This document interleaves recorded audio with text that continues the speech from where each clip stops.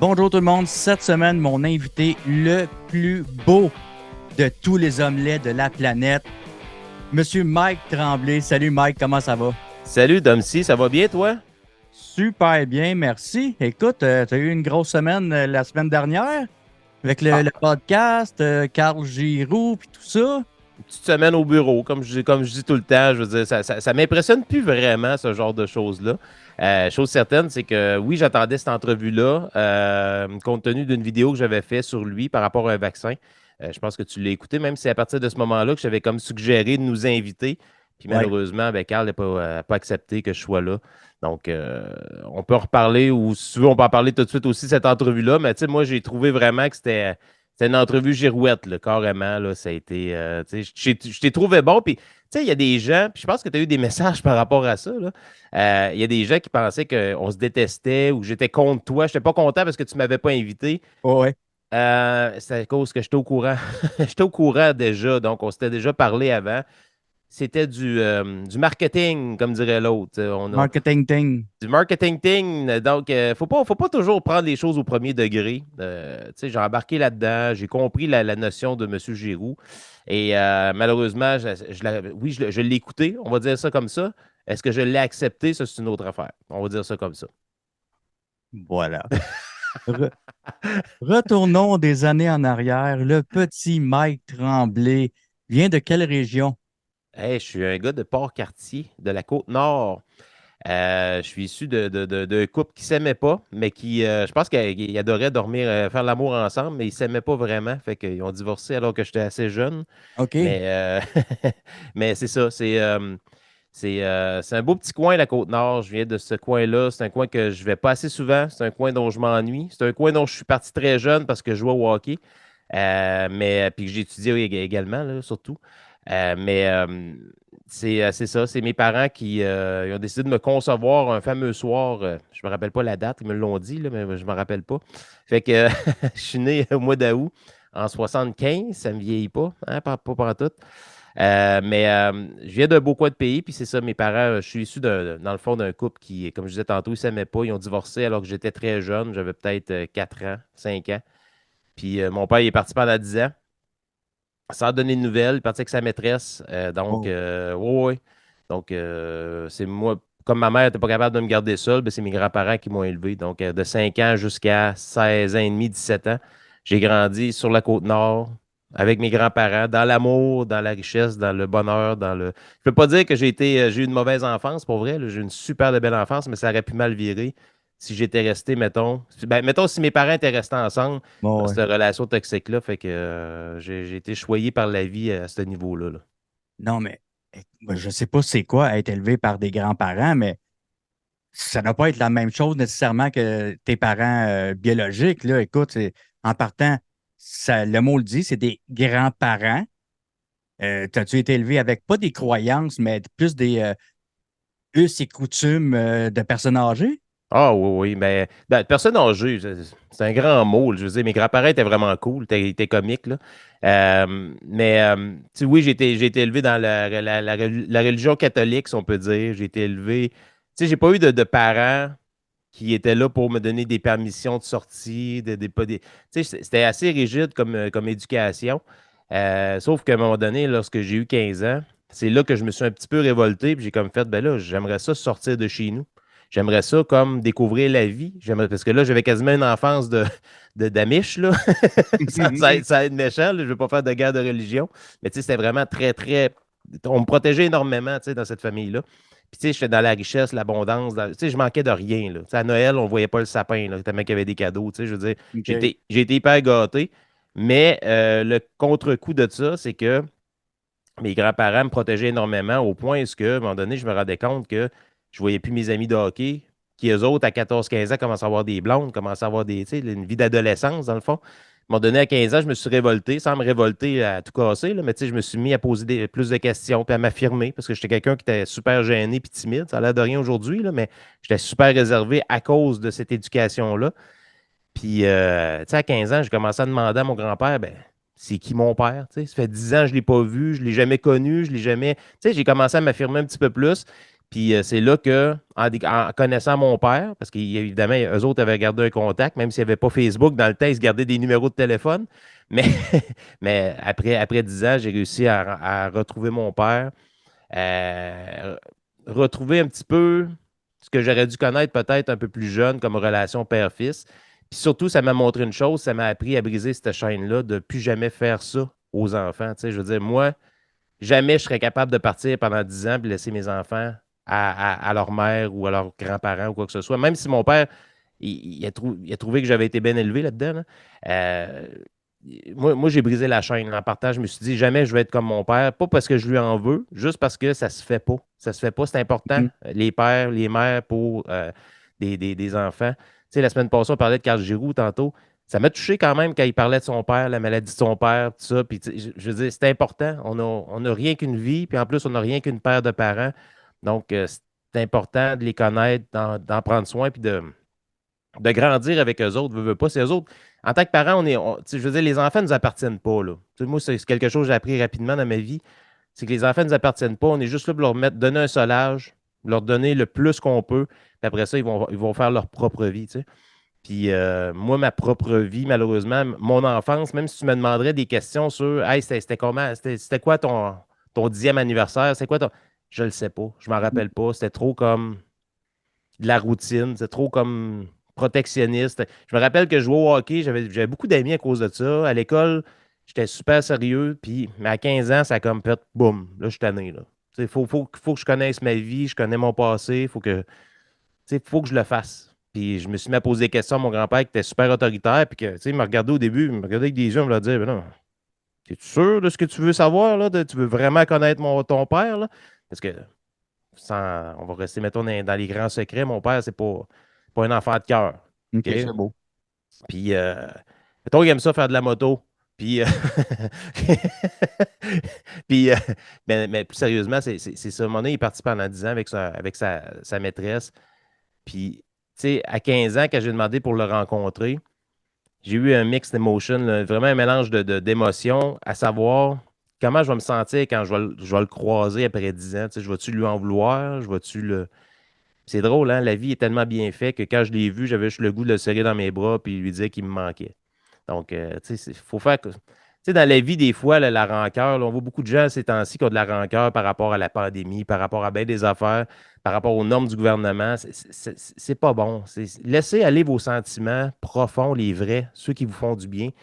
Tu sais, c'est tout ce qui compte. Faites confiance à ça. Moi, c'est ce qui est arrivé avec mon père. Puis, tu sais, au lieu de faire une grosse déchirure qui aurait été très, très longue à ramener, ça a juste comme amélioré le processus pour la guérison. Fait que ça a été pas mal ça, mon enfance. Ça a été bercé de questionnements, de surprotection, entremêlé par beaucoup, beaucoup de cadeaux. Puis tu sais, j'ai été énormément gâté, trop gâté même, Ah, tellement que. penses-tu que c'était comme une compensation? Ah oui, ben oui, carrément. Tu sais, ça, ils voyaient que j'avais pas le même rythme de vie que certains de mes amis. Puis, tu sais, ils essayaient de compenser avec des cadeaux. Puis, le pire là-dedans, c'est que mes amis avaient le goût de venir chez nous parce que j'avais tout ce qu'il fallait. Tu sais, le Nintendo, je pense que je l'ai eu 6 mois avant tout le monde. Mhm. Je veux dire, on avait une méga coupole chez nous. On pognait des postes que personne pognait dans le temps. Je veux dire, tu sais, Super Écran, là, moi, j'ai connu la première version de Super Écran. Sais-tu comment ça s'appelait? Premier choix.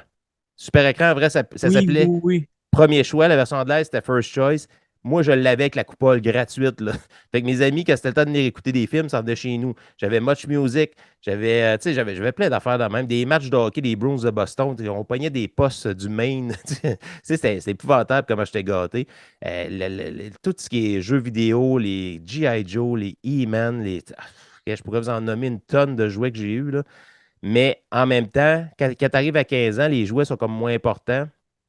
Là, tu sais, l'adolescence, ça fait qu'on a plus d'émotions par rapport à ce qu'on. La vie adulte s'en vient. Là, on a plus de questionnements, on a plus de. Là, c'est là que je suis ressorti, puis j'ai posé la question à mon grand-père qui, lui, était tout petit, c'était un petit brin d'homme, mais il était comique, il était solide, il était rigide. Là. Fait que, il a dit, gars, je peux pas te refuser ça. Il dit, je vais communiquer avec lui, puis tu le rencontreras. Puis comme je te disais tantôt, j'ai fait confiance à mes sentiments intérieurs. Puis quand je l'ai rencontré, j'aurais pu lui dire, hey, mon écœurant, ça fait 10 ans, t'étais où? J'ai dit, gars, on va laisser place à l'amour. C'est quoi le sentiment que je vis là, là? C'est ça. Je poserai mes questions plus tard quand ça sera plus modéré, mettons, plus calme, tu sais. Parce que là, veux pas, c'est normal, tu te posais les questions avant la rencontre, mais tu peux pas savoir comment ça va se passer. Tu sais, ah, je vais-tu y en vouloir, je vais-tu y dire en pleine face, je vais-tu partir à pleurer. Tant que ça se fait pas live, tu le sais pas. Et puis le pire d'homme, là, c'est que je restais à Port-Cartier. Puis mon père, il habitait à Québec. Donc, pour y aller, j'avais pas de permis de conduire. J'y étais en autobus. Mon grand-père m'a payé l'autobus. L'autobus, là, Port-Cartier, Québec, là, qui fait des arrêts à peu près à tous les villages entre les deux, là, plus la traverse à Tadoussac, plus, à peu près 11 heures de route, là. Donc, Oh. j'ai-tu eu le temps de remuer mes sentiments puis mes questions à une, puis deux, puis trois, puis 100 fois? Ça a eu le temps de faire le tour dans ma tête pas mal. Tellement qu'à un moment donné, je me suis dit, yeah, fuck off, là. Je me mets des écouteurs, j'écoute de la musique, puis je fais le vide, là. Ça sert à rien de m'inventer un scénario, ça va juste être fake. Tu sais, je vais le voir, puis je vais faire, oh, mon père, que tu m'as manqué. Non, non. Si c'est ça qui sort, c'est ça. Si c'est d'autres choses, ce sera d'autres choses. Puis le pire là-dedans, c'est qu'il me saisit aussi. Parce que quand je l'ai rencontré, je l'ai serré dans mes bras, j'ai dit, je suis content de te voir. Il dit en passant, il dit, t'es un demi-frère. Je fais, Quasiment un ah. classique, tu sais. Je fais, ah, ben oui, en 10 ans, ça se peut que t'as été dans la couchette puis qu'il s'est passé quelque chose. Fait que j'ai un demi-frère qui aime beaucoup faire la moto également. Fait que Ah, OK, c'est ça. good, good. Oh, ouais, une belle famille, c'est le fun. Mais je me sens bien protégé. Mais plus sérieusement, non, c'est ça. Ça a été ça l'histoire de me dire ma jeunesse slash adolescence. Puis à 15 ans, ben, c'était pas mal la grosse année où ce que j'ai commencé à plus évoluer au hockey, plus performer, plus savoir où ce que je voulais m'en aller aussi par rapport aux études, compte tenu que je ne savais pas trop quoi faire. Fait que, ça a été là que ça a été vraiment comme je te dirais, le tunnel s'est ouvert bien grand devant moi. Là. Parce qu'avant, je ne voyais rien. J'étais carrément trop protégé. Ah oui. J'étais comme dans une salle, les lumières fermées, les portes fermées, en pleine nuit, puis je me demandais où c'est que je m'en allais avec ça. Là. On a abordé beaucoup ton père, mais on n'a pas abordé ta mère. C'est-tu quelque chose que tu veux pas parler ou? Ma mère, non, non, ça me dérange pas. Non, non, ma mère, c'est juste parce que elle n'a pas été beaucoup présente dans ma vie au moment où ce que j'en aurais eu plus de besoin. Fait que le jour qu'ils ont divorcé et que mon père est parti, c'est là que j'aurais eu besoin de ma mère. Puis ma mère, elle s'est comme révoltée puis a décidé de tomber dans une vie de débauche aussi, là, de vouloir sortir puis se faire plein de chums. Puis, tu sais, c'est Mhm. pour ça que lorsque elle sortait, ben, elle m'emmenait chez mes grands-parents qui me gardaient. Puis, à un moment donné, quand ça fait quasiment 5 jours en ligne que tu étais chez des grands-parents, puis tu as du plaisir, puis tu manges du popcorn, puis tu fais des choses que tu fais pas chez tes parents parce que ta mère, elle n'a pas les moyens. Ben, tu te dis, coudonc, la vie est belle ici, j'ai le goût de rester. Là, tu sais. Ça a été un peu ça, là, naturellement, qui s'est passé. C'est pas parce que ma mère est méchante, quoi que ce soit. C'est juste que dans la période la plus importante de ma vie, où ce que ma mère, elle aurait dû être présente, elle l'a pas été. Euh, j'ai jamais demandé de s'excuser pour ça, là, en passant, mais c'est juste qu'à un moment donné, elle s'est comme rendu compte, surtout quand j'étais avec mon ex puis qu'elle est tombée enceinte de ma fille, que il y avait la vie pour. Tu sais, j'avais une vie, moi aussi, là. Tu sais, je veux dire, je continue à grandir. Je sais pas comment elle me percevait. Il faudrait bien que je pose la question à un moment donné, là. Mais tu sais, c'est comme si c'était acquis que j'allais réussir, que j'allais, tu sais, anyway, que j'allais réussir à gagner ma vie, puis bien réussir, puis tout. Puis elle me posait jamais de questions. Elle s'intéressait rarement à ce que je faisais. Tu sais, au hockey, je pense qu'elle est venue une fois dans toute ma vie voir un de mes matchs. Tu sais, puis à un moment donné, quand mon ex est tombée enceinte de ma première, ben, ma fille, je dis ma première parce que je ne sais pas si j'en ai d'autres, mais je m'excuse, Dom. Je fais Non, c'est souvent, correct, voyons donc. je fais souvent ce commentaire-là. J'ai joué au hockey à Jonquière au collégial, donc c'est ça. J'ai été plusieurs années sans regarder les retrouvailles de Claire Lamarche. J'avais toujours peur d'entendre mon nom quelque part. Tu sais. Je cherche mon papa. C'est niaiseux, là. Non, non, Mais non, ben, je peux comprendre. en tout cas, ma fille officielle, ma vraie, lorsque mon ex est tombée enceinte, là, c'est là que soudainement, ma mère, elle s'est comme mis à s'intéresser à moi, mais tu sais, j'avais genre 30 quelques années. C'était comme. Je me disais en même temps, si ouais, t'as manqué comme 30 belles années à l'arrière, mais tu sais, c'est juste pour ça que j'en parle pas tant. C'est pas quelqu'un qui a beaucoup de place dans ma vie. Je vais toujours l'aimer, c'est ma mère. Je vais toujours la respecter, même qu'il faut que je pense envoyer son cadeau, ça veut l'avoir pour Noël. Mais tu sais, elle est encore à Port-Cartier, puis tout ça, puis Et on s'appelle à l'occasion, mais c'est pas parce que je l'aime pas ou quoi que ce soit. Là, la vie est trop courte pour haïr les membres de notre famille, là, puis commencer à roter le ballonné par rapport à tout ça. Là. Oh, roter le ballonné, j'adore Ouais, l'expression, je la connaissais pas. ouais, roter le ballonné ou bien chiquer la guenille, un des Ah, deux. ça oui, ça c'est bon. Ouais. Au départ, quand tu étais à l'école, on parle pas au secondaire nécessairement. Ben, c'est encore drôle parce que je dis souvent que les orienteurs, ça sert à rien. Ça, c'est mon opinion, là, parce que souvent, ils nous dirigent pas en tout à la bonne place, là. Mais toi, tu t'en allais où au début, fin de la secondaire 5? Ben, tu m'as croisé en personne. Je suis quand même quelqu'un d'assez baraqué. Mhm. J'ai toujours été assez costaud. Ce qui fait que j'ai quand même, ça m'a aidé à réussir au hockey là, un peu plus. Ben, dans le temps, aujourd'hui, je serais un petit joueur. Dans le temps, j'étais quand même pas pire. Mais les jeunes aujourd'hui, je sais pas si c'est le McDo qui les fait pousser de même. Là, c'est fou, ça a 16 ans, ça mesure 6 pieds 8. C'est incroyable. Là. Mais dans mon temps, je mesurais 6 pieds, j'avais une bonne charpente, à peu près comme j'ai là, sauf moins la bedaine. Puis, tu sais, moi, dans ma tête, je m'en allais policier. C'est tout ce qui m'intéressait. Puis j'avais commencé à faire des recherches, puis tout ça. Puis je me suis rendu compte que vu que ma vue était pas bonne, ça pouvait nuire justement à mon cours de policier. Et même plus que ça, mes notes, vu que mes notes au secondaire, la première année, j'étais d'un bol. Mais là, quand je te dis à 15 ans, j'ai commencé à m'affirmer. Ben, imagine-toi donc, en s'affirmant, j'ai découvert quelque chose, mon sens de l'humour, puis je me suis mis à l'utiliser pour toutes les années que je ne l'avais pas utilisé avant. Là.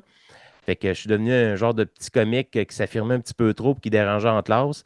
Fait que mes notes n'étaient pas assez hautes pour devenir policier. Fait que il y avait toujours l'option de la GRC. Ça ne me tentait pas d'aller travailler dans le nord du Canada pendant 5 6 ans.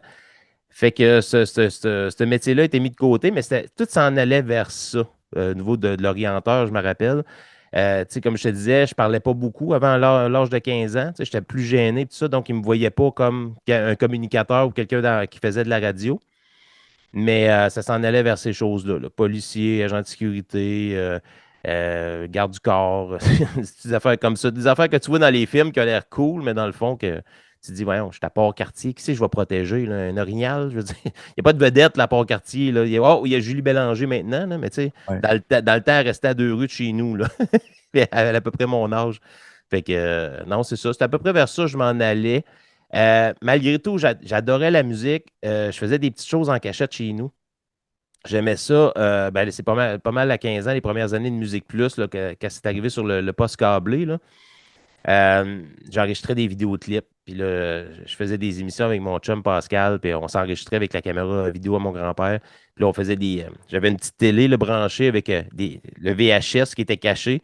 Puis là, on Ouais. disait, ah, on fait jouer Guns N' Roses, Sweet Child O' Mine. Puis là, Pascal, il était en dessous. Puis clic, t'entendais le bouton, clic, qui partait le play. Puis là, la toune partait. Puis là, Pascal, il rampait à terre. Puis là, il faisait le zoom sur la caméra pour qu'on zoome juste l'écran pour que ça a l'air comme si on la présentait dans le. En tout cas, hey, c'était tout un setup dans le temps. Là. Ça avait l'air de rien. On n'avait rien, mais on s'amusait. Tu sais. Ben ouais.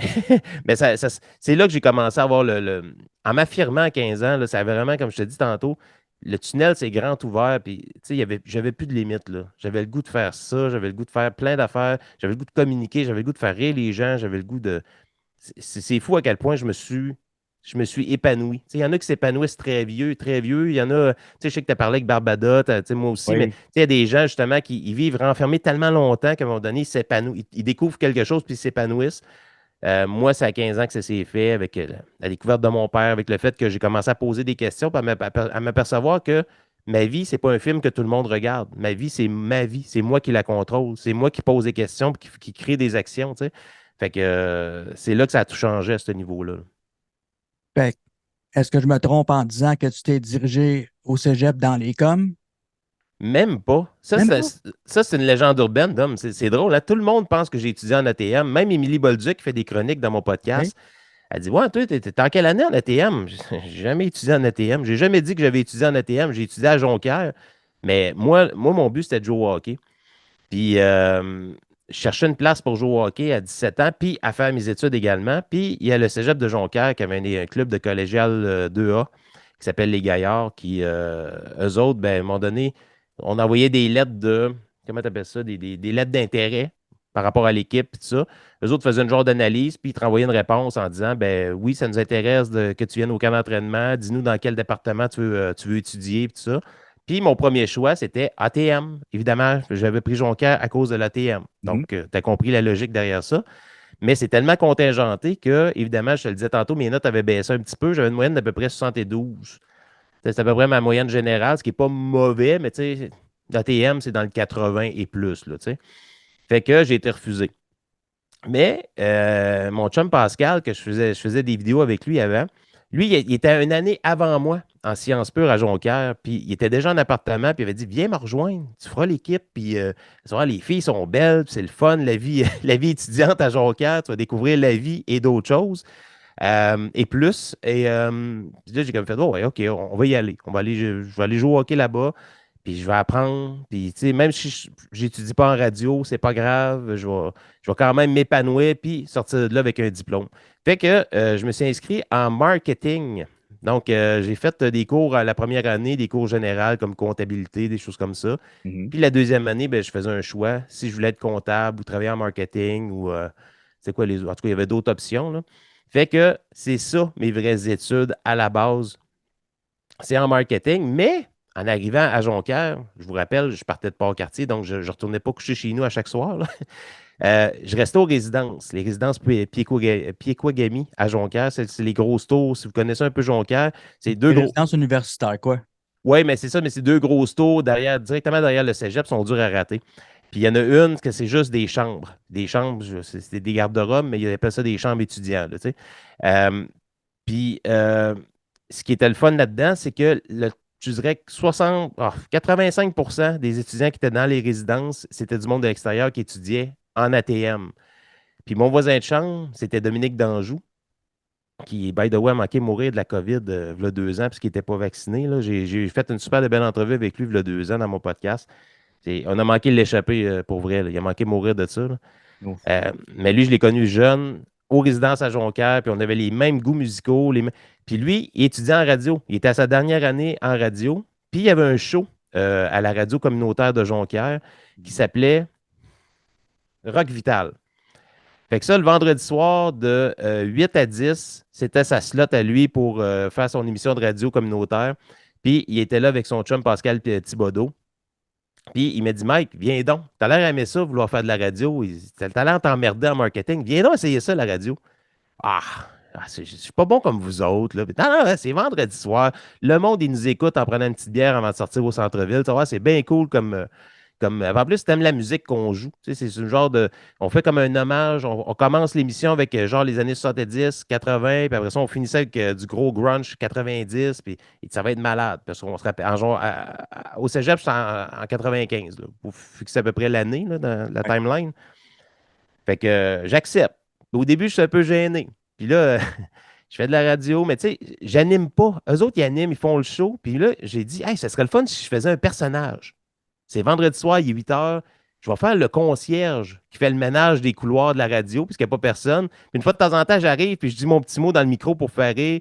Puis je dis, ah, c'est bon, Kiss, là. Puis j'avais une petite voix un peu à la Beavis and Butthead, là. Mais, tu sais, c'était ça mon personnage. C'est mes premières armes en radio de faire ça. Puis le pire, c'est que le monde appelait, puis il disait comme, ouais, Roger, le concierge, il est drôle en tabarnak. C'est qui ce gars-là? Puis là, ça a comme. J'ai comme vu qu'il y avait un potentiel là-dedans. Tu sais, la radio, c'est pas juste les gens qui font des cours en radio qui peuvent être bons là-dedans. Il faut juste avoir Non. une personnalité puis avoir ce qu'il faut. Tu sais, il faut que tu aies ton coffre à outils pour être capable être agréable et être amusant pour l'auditeur. Que l'auditeur s'identifie à toi puis ça l'amuse dans le fond de t'écouter. Fait que c'est comme ça que ça a commencé. Mes armes en radio, même si je faisais des études en marketing. Fait que les vendredis soirs, quand je n'étais pas en train de jouer au hockey, ben là, j'étais dans le studio à Jonquière avec mon chum Dom puis Pascal, puis on faisait Rock Vital. Puis le pire là-dedans, c'est que mon autre voisin à côté de moi, Dan Robichaud, puis je le salue, je ne pense pas qu'il écoute, mais en tout cas, si ça tombe dans ses oreilles par hasard, pour vrai, je m'ennuie de ce gars-là. C'est le gars le plus cool que j'ai rencontré au monde. Tu sais, le gars, il s'en fout de tout, là. Tu sais, il est tellement bon, là. Tu sais, un gars là, il a tellement de potentiel, il est bon dans tout, là. Ça me faisait capoter. Puis là, à un moment donné, je l'entendais parler, puis il parlait, puis il était en radio lui aussi, mais lui, il était en première année en radio. Tu sais, à un moment donné, je dis, c'est quoi? Il pratique ses pitchs de radio tout seul devant le miroir? C'est quoi qu'il fait, tu sais? Puis lui, il avait une chambre double. Donc, c'était un garde-robe, mais double. Donc, ça lui faisait un peu plus de place.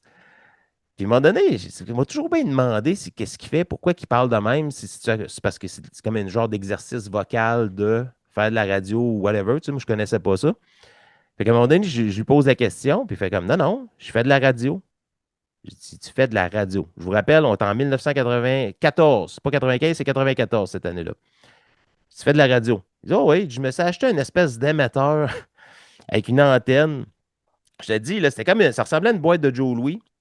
Puis il y avait comme des. Je te dis qu'il était bon en tout, là.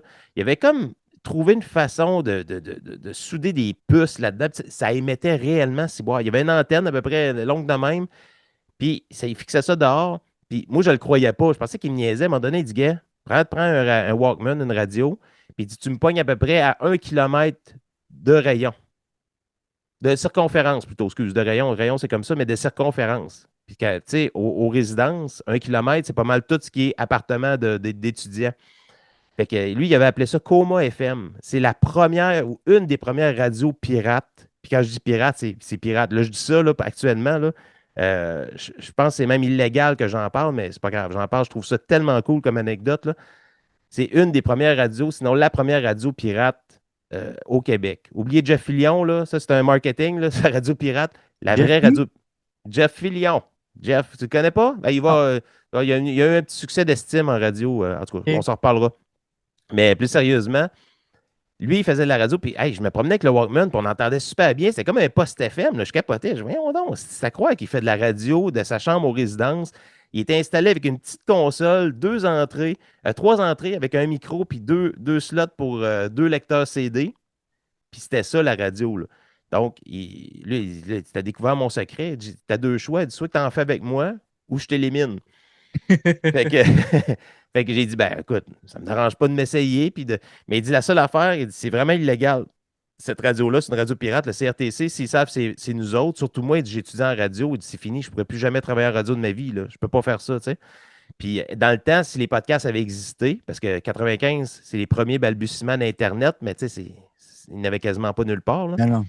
Euh, il dit, si quelqu'un le sait, puis je vais perdre ma licence de faire de la radio. Il dit, c'est mon rêve de faire de la radio. Fait que lui, il se pratiquait avec sa radio pirate, mais ce qu'il ne savait pas, c'est qu'il y avait crissement des étudiants qui l'écoutaient puis qui allaient m'écouter dans le futur. Tu sais. Fait que je me promenais et je capotais, ça fonctionnait vraiment. Fait que il dit la seule chose qu'il faut qu'on fasse, c'est qu'on le fasse de façon anonyme. Donc, moi, je m'appelle Babiche, c'est mon surnom d'animateur. Et j'essaye un peu de changer ma voix comme ça là, en animant pour qu'on ne fasse pas le lien avec moi. Là. Puis dis-toi, ben, la même chose. Il dit, vu que tu as une voix peut-être, je sais pas, qui se remarque un peu, ben, je change de nom. Finalement, moi, je m'étais appelé Body. Puis aucun lien avec le lutin, il n'existait pas dans le temps. Fait que, on est parti, la radio qui s'appelait Coma FM. On avait fait des espèces de flyers qu'on avait mis partout dans le cégep, un peu partout. Puis, sérieusement, là, c'était écouté en tabarouette. Je ne sais pas s'il y a des gens de Jonquière qui sont là à peu près de mon âge, là, mais dans ce temps-là, on avait les 5 à 7 le vendredi soir au Puzzle, qui est un petit bar au centre-ville. Puis, tu sais, d'habitude, on se rencontrait là, puis là, on écoutait des tunes des colocs. C'était comme pour relaxer notre fin de semaine, puis partir la fin de semaine d'aplomb pour sortir puis s'amuser, tu sais, dans les bars.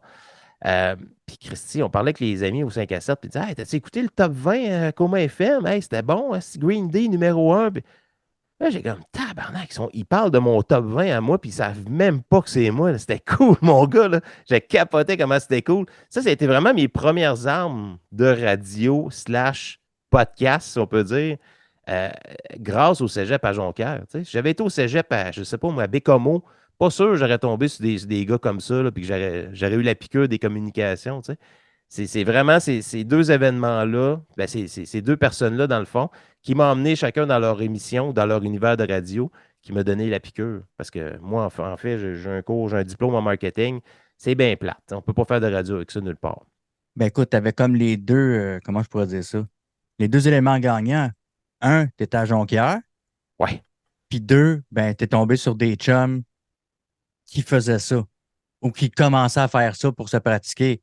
Fait que tu fais comme, ça ne pouvait pas aller autrement que ça, là. Ah ouais, puis c'était fou, les années à Jonquière. Tu sais, j'ai été là quelques années, puis c'est plus ce que c'était, là. Tu sais, moi, Jonquière, là, t'arrivais, tu rentrais sur la Saint-Dominique, là, pas loin de l'église, là, Puis là, tu avais le Zinc, tu avais le Singapour. Puis l'autre côté de la rue, tu avais la Fricassée qui était une boîte à chansons. Tu sais, il y avait plein de bars, là. Les terrasses étaient pleines. Il y avait des méga terrasses, c'était full d'étudiants, tout ça. Aujourd'hui, là, c'est vide. Il y a des bâtiments qui sont boulés complètement, là. Ils n'existent même plus. Ça me fait de la peine de voir ça parce que moi, je suis du genre, tu sais, on dit souvent que les chansons, c'est des marqueurs de temps, là. Mais Oui. tu sais, Jonquière, j'ai des coins de rue que c'est vraiment des marqueurs de temps, là. Tu sais, la dernière fois que j'ai été, il y a quelques années, je sais pas si tu as déjà entendu parler de la poutine de Pauline au Taxi Diamond. Non. Non? Ça, c'est comme renommé à Jonquière. C'est comme un petit stand. Avant, ça s'appelait le Taxi Diamond. C'est où ce que les taxis étaient. Donc, quand on sortait des bars, on allait là. Mais il y avait un petit restaurant agencé dans le même immeuble. C'est juste un comptoir. Puis c'est une vieille madame, elle travaillait toujours de nuit, qui s'appelle Pauline. Puis c'est elle qui faisait la meilleure poutine au Québec. Pour vrai, là. Elle était écœurante, sa poutine. Puis tu sais, de la sauce, en veux-tu, elle en mettait, là, comme dans l'annonce du Père Noël qu'on entend, là.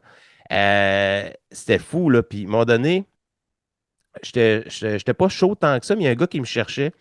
Puis je l'ai planté, mais d'aplomb. Tu sais, quand je dis planté, c'était pas Mhm. grand. C'était pas grand. Il pouvait pas se sauver bien, bien. C'est comme un couloir, là. Fait que quand j'ai mis la main dessus, j'ai ouvert la face en deux. Il y avait du sang partout. Puis je me sentais tellement coupable. Je me disais, Chris, pauvre madame, c'est elle qui va être obligée de tout ramasser ça. Puis je me sentais vraiment coupable de ça. Puis c'est quoi? Je l'ai recroisée il y a quelques années quand je suis allé à Jonquière. Elle est encore là, cette madame-là. Je sais pas quel âge qu'elle a. Elle doit avoir, c'est pas loin de 80 ans, là. Puis elle se rappelait de moi. Jonquière, ça a beaucoup changé. Il y a certaines personnes qui ont bien de la mémoire. Ça n'a pas changé tant que ça, finalement. Ça s'appelle plus le Taxi Diamond. Peut-être qu'il y a des gens qui écoutent sur Twitch connaissent peut-être le nom du petit resto, là. Ça a changé. Je pense que ça s'appelle le Resto du Coin ou un petit quelque chose comme ça, mais c'est encore le même comptoir. Puis la poutine doit être encore aussi bonne. Je ne sais pas, je n'y ai pas goûté, là.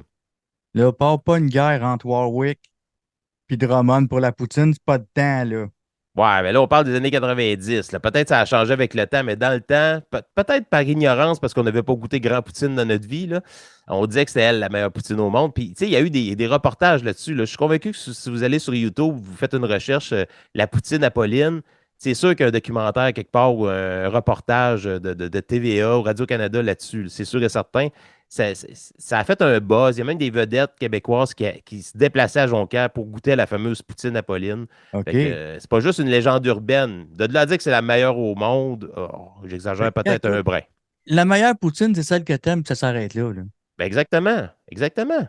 C'est tout, si t'aimes celle du McDo, puis tu dis que c'est la meilleure, ben, good for you. Si c'est elle la meilleure, ben, mange-en. Exact. Tu sais. T'es Euh, sorti du cégep, t'as pas commencé tout de suite à travailler en radio, là. non, à crif, non. Non, non. Moi quand le cégep s'est terminé, là, la radio s'est arrêtée automatiquement. Là. Comme je vous le disais, là, tu sais, j'ai fini le cégep, c'était quoi, en 97? Puis j'ai commencé à travailler en marketing, puis ma carrière est vraiment faite comme ça, là. C'est vraiment en marketing, ça, je pense que je suis un bon vendeur, je pense que j'ai des bonnes idées.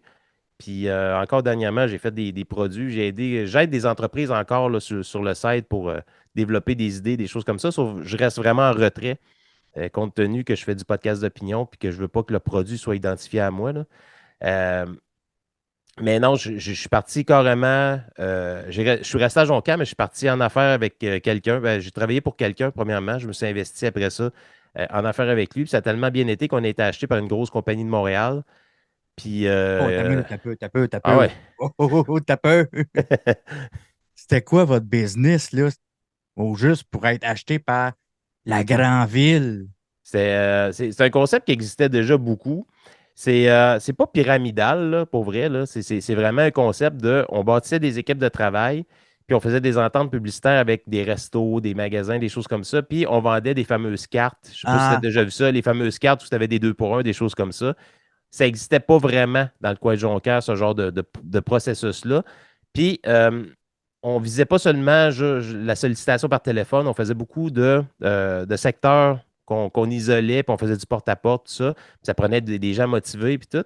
Puis c'est là que je me suis découvert un talent d'orateur aussi, parce que moi, le matin, je faisais les meetings, je faisais les pep talks, je leur oui. expliquais l'importance de faire confiance au système qui est en place. Puis, finalement, ben, les gens, évidemment, qui travaillaient pour moi, mes chefs d'équipe qui étaient en dessous de moi, ben, j'avais une cote, évidemment. Puis, tu sais, je veux dire, les gens qui travaillaient pour eux, ben, mes chefs d'équipe avaient une cote, moi aussi j'avais une cote, mais ce qui faisait qu'au bout de la ligne, ça marchait en crif. Puis, tu sais, vous pouvez penser ce que vous voulez de ce genre de marketing-là.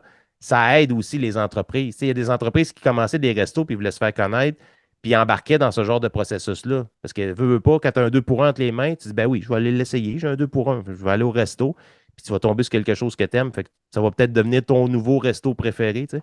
Mais c'est vraiment comme ça que ça a commencé. C'était pas l'idée du siècle, là. On n'a pas révolutionné le marketing, mais c'était un marketing qui était pas super imposé là-bas.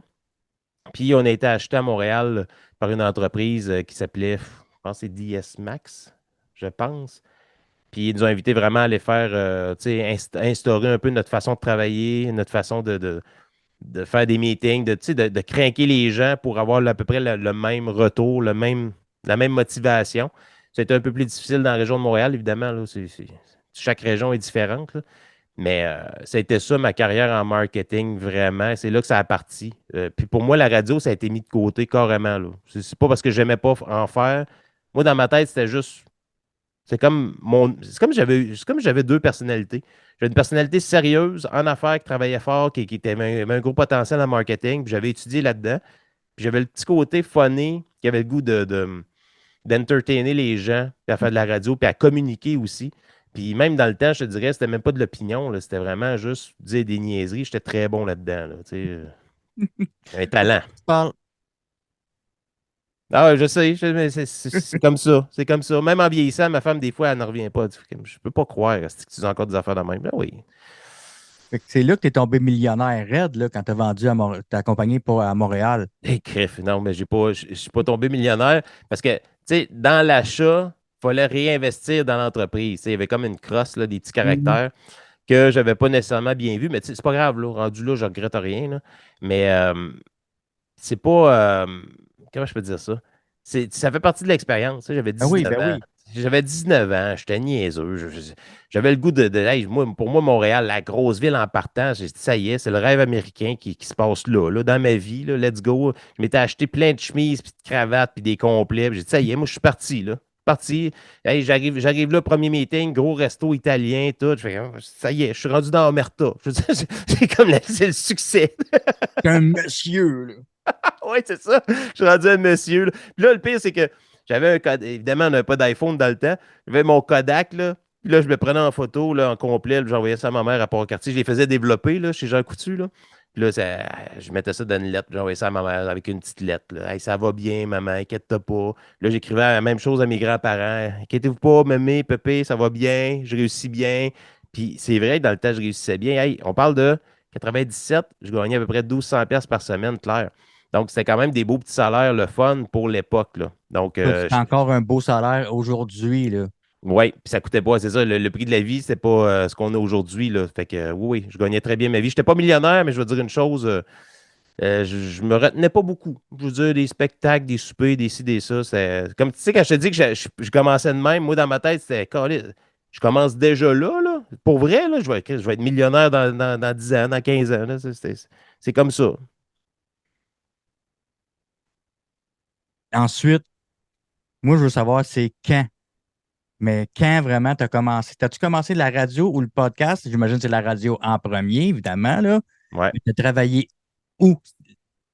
Moi, je le sais, là, en particulier, là, mais pour le bénéfice des auditeurs, tu as commencé à quel endroit?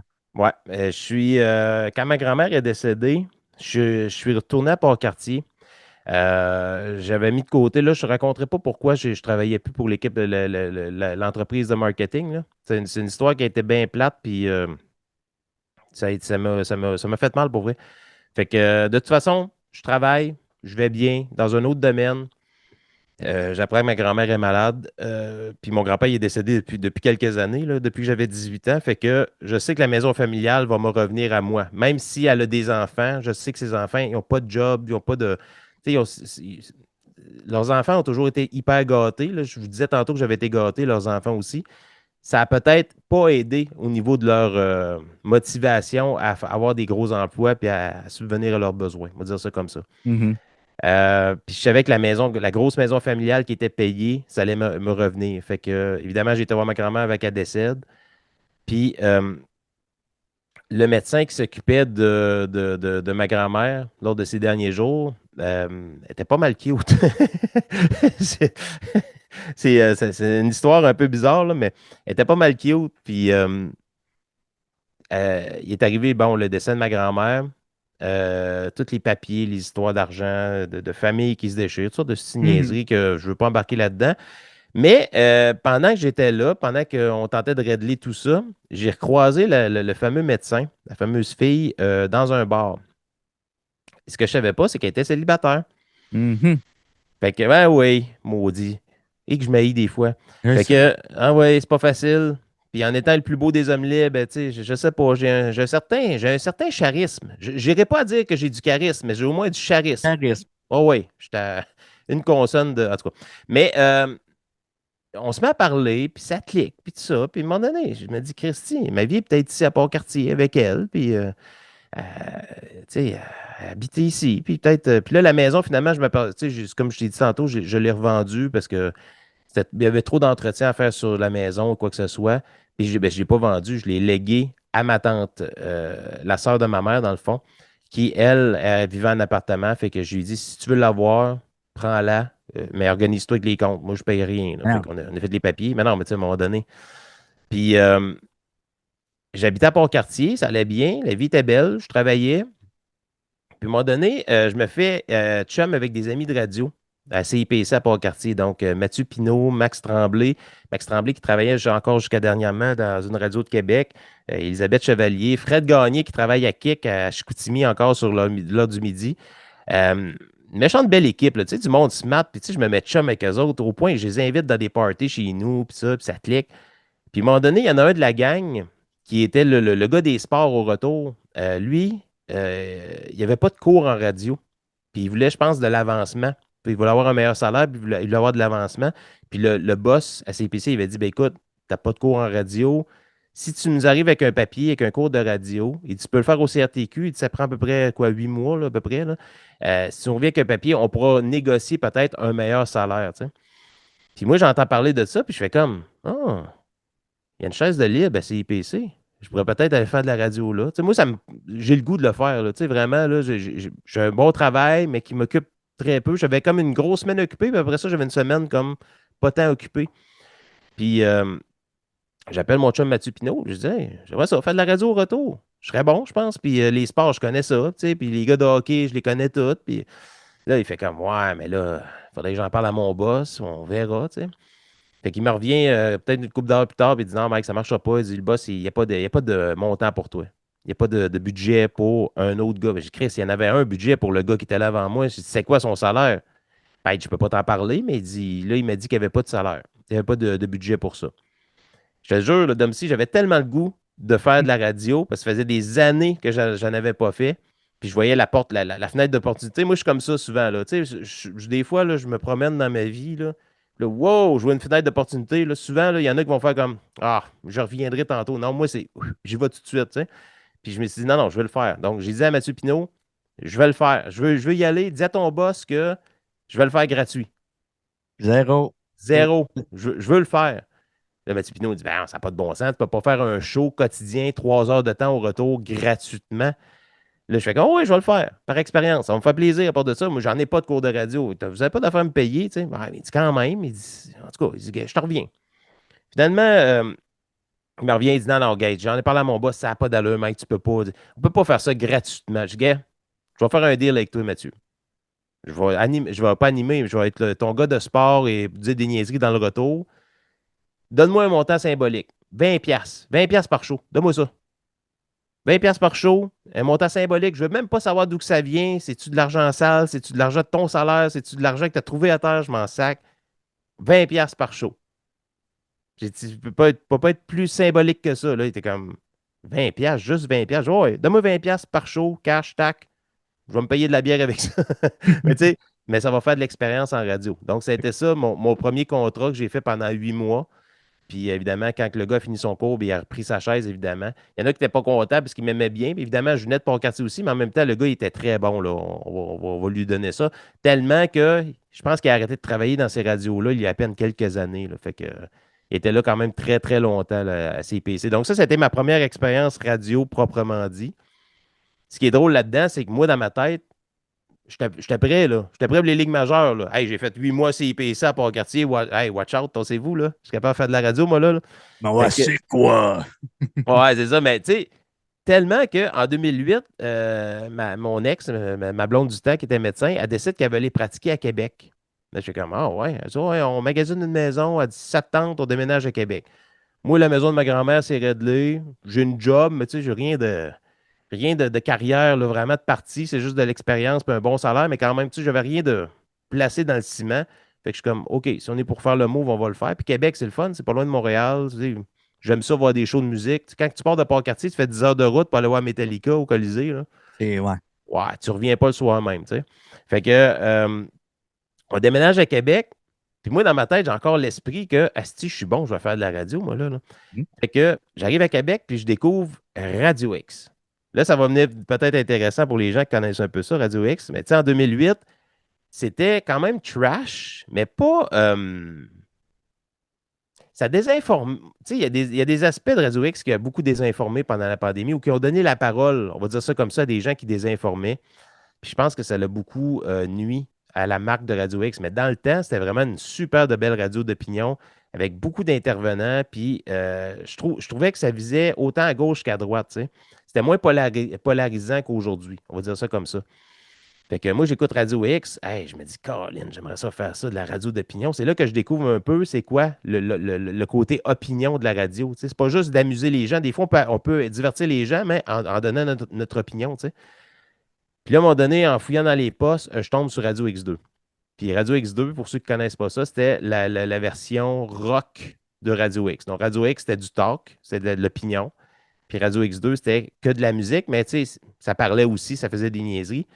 Puis je tombe sur un gars que je connaissais pas, ni d'Ève, ni d'Adam, j'avais jamais entendu parler de lui, Marteau Napoli, qui, ce gars-là, moi, quand je l'ai entendu parler, ça a été une révélation, ça a été fou raide. Je voulais être ami avec ce gars-là, là. Carrément. C'est comme, je trouvais tellement qu'on se ressemblait, puis ça. Puis je le trouvais cool, je le trouvais relax. Puis j'aimais sa formule, genre, yeah, on sera pas trop lourd. On va se donner une petite opinion, mais après ça, on va te faire jouer une bonne tune de Slipknot après. Là. Tu sais, je trouvais ça belle fun comme concept. Fait que moi, je suis parti un après-midi, pas de CV, pas rien. Je suis arrivé dans un studio de Radio X où j'ai fait à croire que je connaissais Marteau. Puis j'ai dit, bah, il m'attend, on va se parler, puis tout ça. La fille, elle dit, attendez, elle dit, je vais aller lui demander. Là, j'étais comme, ah, fuck. J'ai dit, ça y est, je vais. Mes carottes sont cuites. Maintenant, elle revient, elle dit, non, non, ouais, elle dit, il veut te parler. Ah ouais, il veut me parler. Ah ouais, ouais. Fait que je rentre dans les studios. Marteau Napoli est là avec Colos, son co-animateur de l'époque. Il fait comme, t'es qui, toi, man? J'étais comme, ah, j'ai dit, on s'est parlé une couple de fois sur Twitter, là. J'ai fait de la radio à CIPC. Hey, man, là, j'ai dit, moi, là, on a l'air d'une gang de clowns, là, puis ça n'a pas l'air planifié, nos affaires, mais c'est pas comme ça qu'on fait de la radio, là. C'est professionnel, là. Puis là, il commence à me faire des leçons de vie là-dessus. Je dis, non, calme-toi, man, je veux juste faire de la radio avec toi, je te trouve bien cool, puis tout. Non, mais c'est pas comme ça que ça marche. Mais en tout cas, merci d'être venu, puis tu sais, lui, dans sa tête, c'était réglé, là. C'est comme, Bye bye. ouais, j'ai un fan, il pense qu'il peut faire de la radio, mais tu sais, moi, je suis Marteau. Puis Marteau, c'est vrai pour avoir fait de la radio avec lui après, il est déstabilisant, il prend beaucoup de place. Tu sais, c'est pas une question d'ego, c'est une question d'énergie. Tu sais, c'est vraiment un animateur alpha, là, puis il prend beaucoup de place. Puis quand tu es autour de la table, c'est difficile de faire de la radio avec lui. À moins de s'appeler Colos, qui était son vieux complice de longtemps, tu sais. Fait que j'ai jamais fait de radio à Radio X2.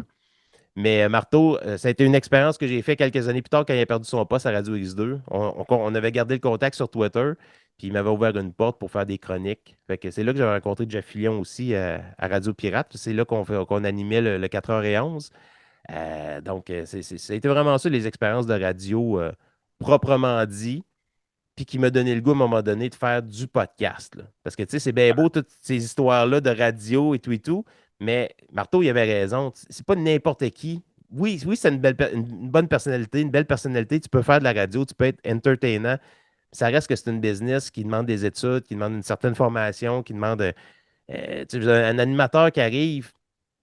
Il faut que tu aies des choses à dire, il faut que tu aies une belle personnalité, mais il faut que tu aies aussi un background corporatif. Ce qui veut dire, c'est que tu sais, des gars comme Dupont, des gars comme Filion, tu sais, pourquoi ils se trouvent toujours des micros, ces gens-là, dans d'autres stations? C'est qu'il y a des partenaires commerciaux qui vont les suivre no matter what, ils vont les suivre n'importe où. Tu sais, Filion, lui, mettons, il est, je sais pas c'est quoi ses commanditaires, mettons, je sais pas, Bain Magique, je dis n'importe quoi, Bain Ouais. Magique, la batte, puis les pains et pommes. Tu sais, je veux dire, eux autres, ils suivent Jeff, ils capotent sur lui, puis depuis qu'ils sont associés à lui, ils vendent beaucoup de produits.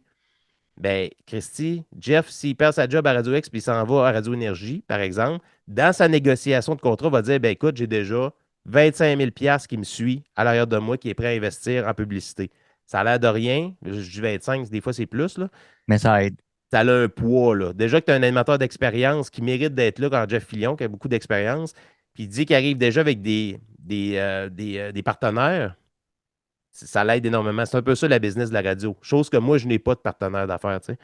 Euh, je m'en allais quoi? Ah, ben, puis c'est ça. C'est là, moi, que j'ai vraiment découvert c'était quoi la radio. Ça m'a donné le goût d'en faire, mais je me disais toujours, je le sais que je ne pourrais pas en faire à temps plein, mais à un moment donné, je vais trouver une façon d'en faire à temps partiel, comme j'ai le goût d'en faire, puis de la façon que j'ai le goût de faire, parce que le CRTC, en même temps, quand tu fais de la radio, tu comprends c'est quoi la business du CRTC, qui est je veux dire, l'association qui va Gérer tout ce qui. gérer, ouais, je cherchais ça, le mot, là, mais un petit peu, c'est ça. Ils vont gérer un petit peu les communications, ils vont écouter qu'est-ce que tu as à dire, ils vont prendre les plaintes s'il y en a, ils vont gérer aussi le pourcentage de musique francophone que tu dois jouer sur tes ondes, parce que tu es obligé de jouer un minimum de 70% de musique francophone à chaque jour, du lundi au vendredi, de 7 heures le matin à minuit le soir.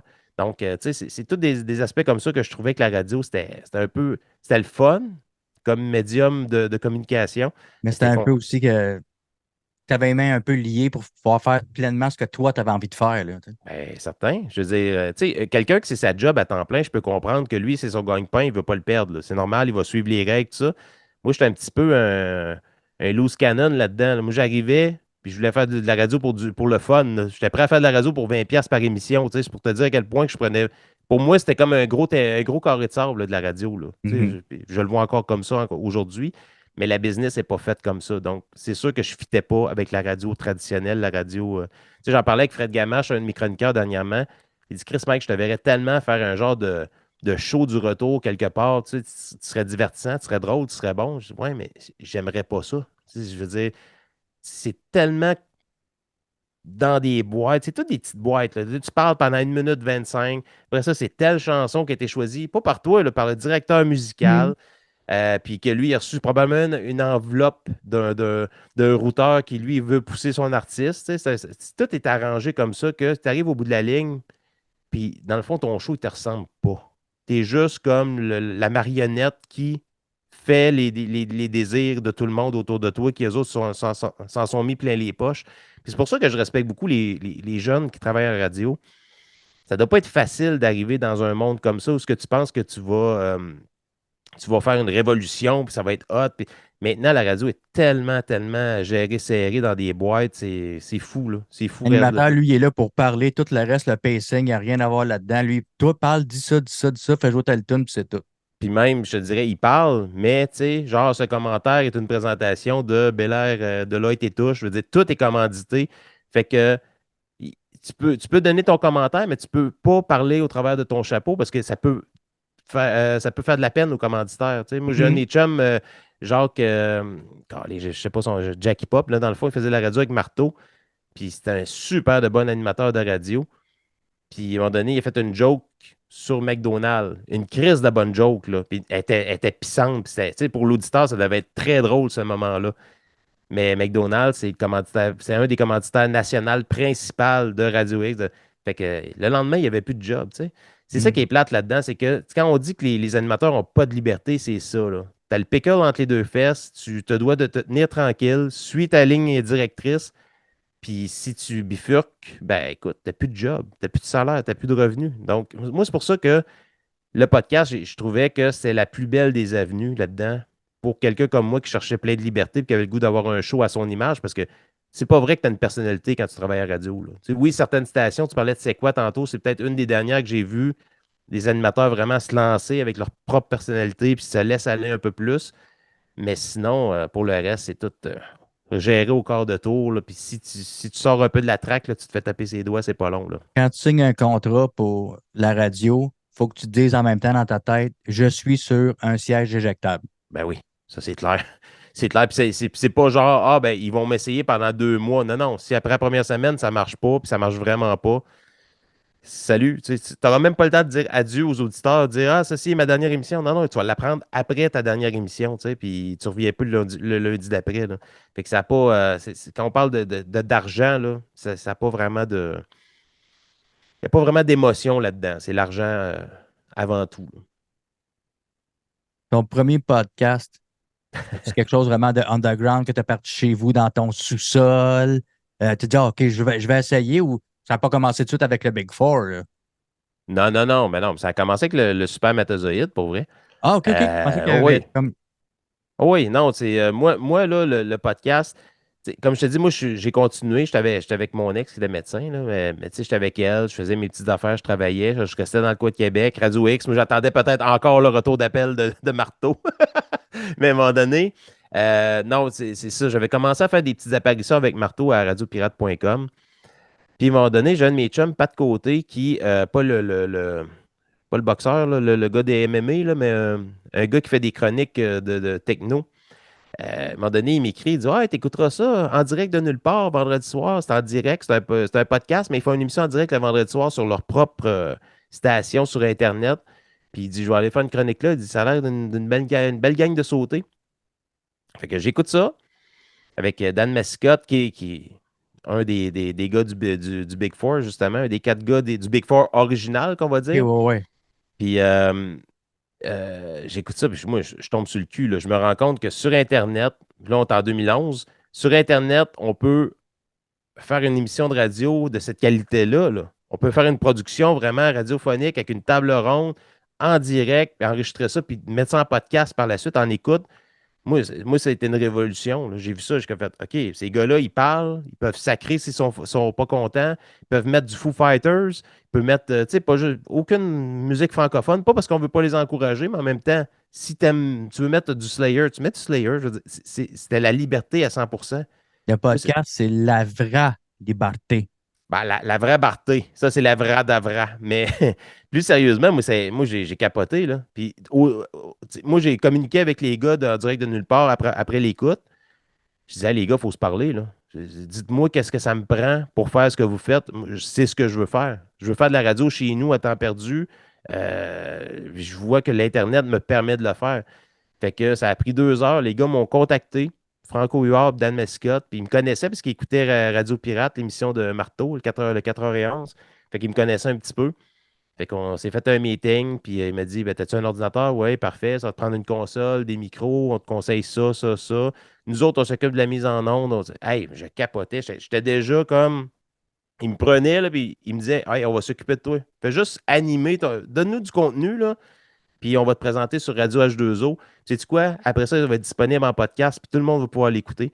Puis c'est là qu'est parti le spermatozoïde. Ça a été aussi rapide que ça, pour vrai, là. Je pense que je leur en parlais en août, puis en octobre, c'était le premier show, là. Tu sais, juste le temps de m'acheter de l'équipement, puis m'installer, faire des tests, puis Hmm. j'étais parti, là. Moi, tu sais, quand je te dis que je vois une fenêtre d'opportunité ouverte, puis je rentre tout de suite dedans, là, j'ai pas attendu un an, là, dire, ah, ben, je vais essayer plein de podcasts, voir si je suis bon. Non, je dis, gars, je l'essaye. On verra ce que ça donnera. Puis, c'est 12 ans plus tard, ben, j'étais encore là. Mais si tu m'avais posé la question, il 12 ans, je pensais faire peut-être une trentaine d'émissions, puis arrêter après, tu sais. Bon, on sait jamais. Tu sais quand tu commences, mais tu sais jamais quand tu finis, là. Tu sais, quand tu fais des trucs comme ça, comme moi, là, ça va bien, je suis content, ça roule. Ça va-tu marcher dans 2 ans? Aucune idée, là, tu sais. Exact, exact. Puis, tu sais, c'est pour ça que les gens qui écoutent, que ce soit ton show ou le mien, c'est important de ne pas nous prendre pour acquis. Pas parce qu'on est des vedettes et qu'on va s'en aller ailleurs, c'est juste qu'à un moment donné, la vie change. Tu sais. Ouais. Là, 2 ans, je suis tombé malade, j'ai été hospitalisé pendant une semaine. Puis, tu sais, j'ai eu un tournant dans ma vie qui fait que je peux arrêter de faire le podcast n'importe quand. Tu sais. Puis, je dis pas ça pour avoir plus de Patreon, tout ça, ça par rapport, là, mais tu sais, c'est vraiment le fait que là, je le fais, je suis en santé, ça va bien, j'ai encore du fun à le faire. Mais il arrive des choses dans notre vie qui fait qu'à un moment donné, on va peut-être arrêter, puis abruptement, tu sais. Je l'ai déjà raconté à ma 400e, quand on s'est rencontrés en personne la première fois. Hmm. Tu le sais pas, parce que je te l'ai pas dit dans la petite entrevue que je t'ai donnée, mais moi, je m'attendais à arrêter le podcast là, là. je voulais annoncer, le soir de la 400e, je voulais arrêter, je voulais annoncer que c'était fini le spermatozoïde. Profiter que mes chums étaient là, du Big Four, mes 4 vieux chums de podcast que je connais depuis toujours. Je voulais que ça se passe là, là. Puis ça s'est pas passé là. Pourquoi? Parce que Christy, il s'est passé quelque chose que j'avais pas prévu dans ma petite caboche. Il y a plein de gens qui m'ont montré à quel point que j'étais important pour eux autres, puis à quel point qu'ils m'aimaient. Puis esti, Mhm. ça m'a viré à l'envers pour vrai, d'homme. Tu sais, d'avoir des gens qui me disent Hey Mike, tu m'as sauvé pendant la pandémie. Tu sais, vos podcasts, là, tu sais, Tommy, tout ça, votre contenu, ça nous a tellement aidés, ça nous a supportés, ça nous a. J'étais comme Chris, je serais vraiment. Je serais pas correct d'arrêter ça à soir devant tout le monde qui m'apprécie à ce point-là. Mais tu sais, c'est ça. C'est ça le podcast. Tu sais. C'est comme ton émission, on le fait là. Profitez-en parce qu'on ne sait jamais quand est-ce que ça peut arrêter. Puis c'est pas parce qu'on vous aime pas, c'est juste que c'est comme ça. Les choses En tout cas, bougent. moi, je vous aime pas. Au moins, c'est clair. Je vous le dis, là, on va arrêter de niaiser, là, le lichage, je vous aime pas. Ah, moi, je suis un peu nébrun là-dessus. Fait que je vous aime bien, moi. Fait que, t'as-tu roulé? Non, avant cette question-là, le Big Four, c'est arrivé comment? Ça, ça date de là, plusieurs années quand même, mais tu sais, ça faisait comme 6 ans, 7 ans, je faisais du podcast avec le spermatozoïde.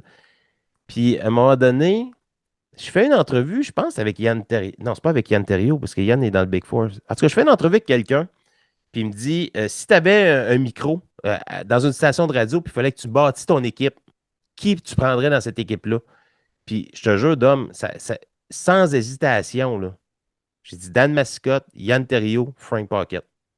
Moi, c'est les 3 noms, parce qu'il m'avait dit 3 noms, là.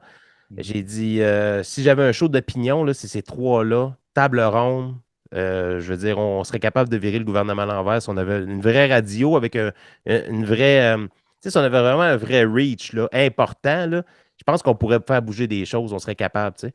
Puis, à un moment donné, tu sais, je m'assis, puis là, je me mets à penser à ça. Je dis, qu'est-ce qui nous empêche de le faire? Là, je communique avec Martin Godette, qui, lui, dans le temps, c'était pas podcast.com, c'était Production Podcast, qui avait acheté les droits de radio H2O. Donc, le spermatozoïde appartenait à Production Podcast. J'ai comme, hey, Martin, j'ai une idée pour un nouveau show. Martin, vous le connaissez, toujours prêt à partir sur un nouveau projet. Fait comme, ah, c'est quoi?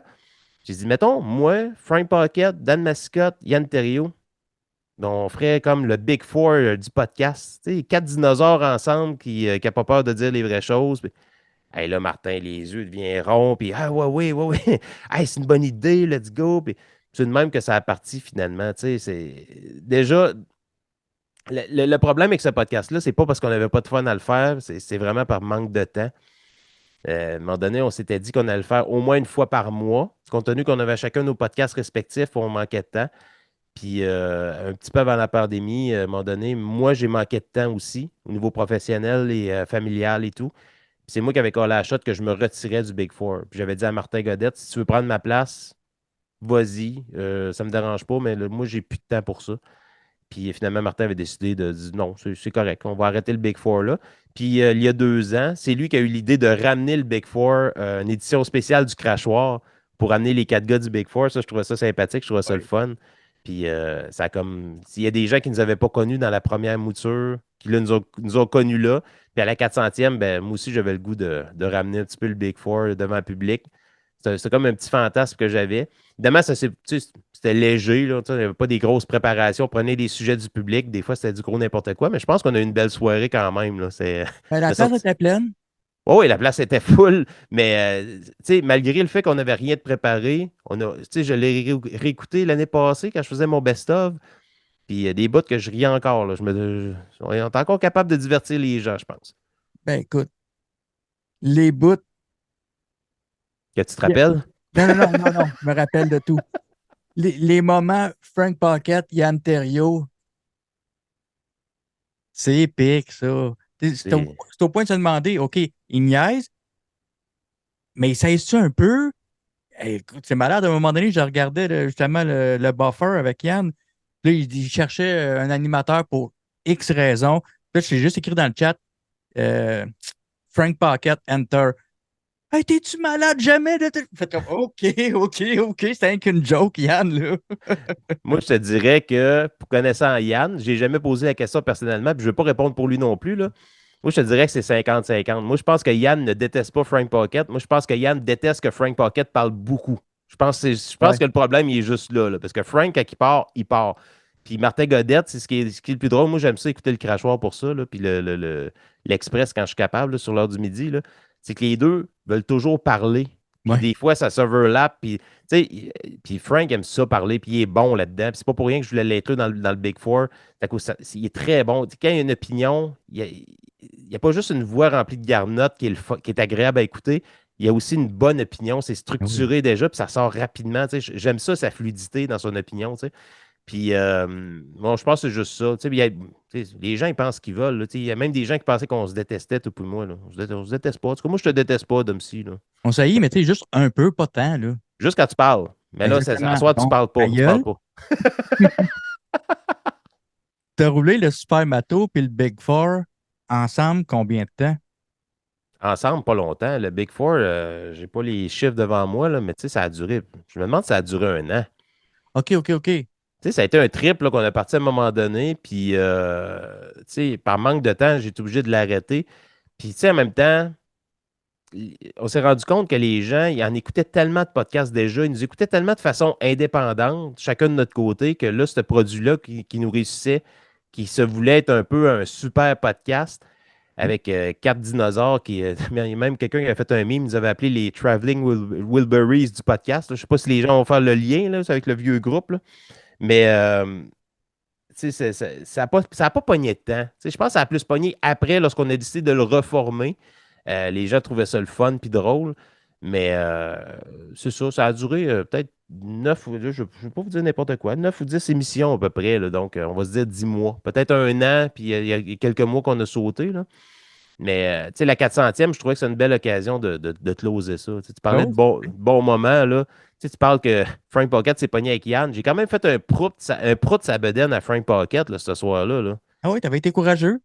Ben, il était propre, en tout cas. Il sentait bon. Donc, c'était correct, là. Pour un gars de l'Abitibi, je trouvais que t'es quand même propre. Fait que, non, non, c'est n'importe quoi.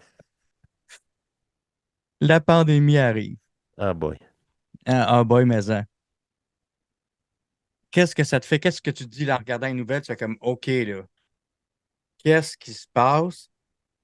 Slash, je vais faire quoi?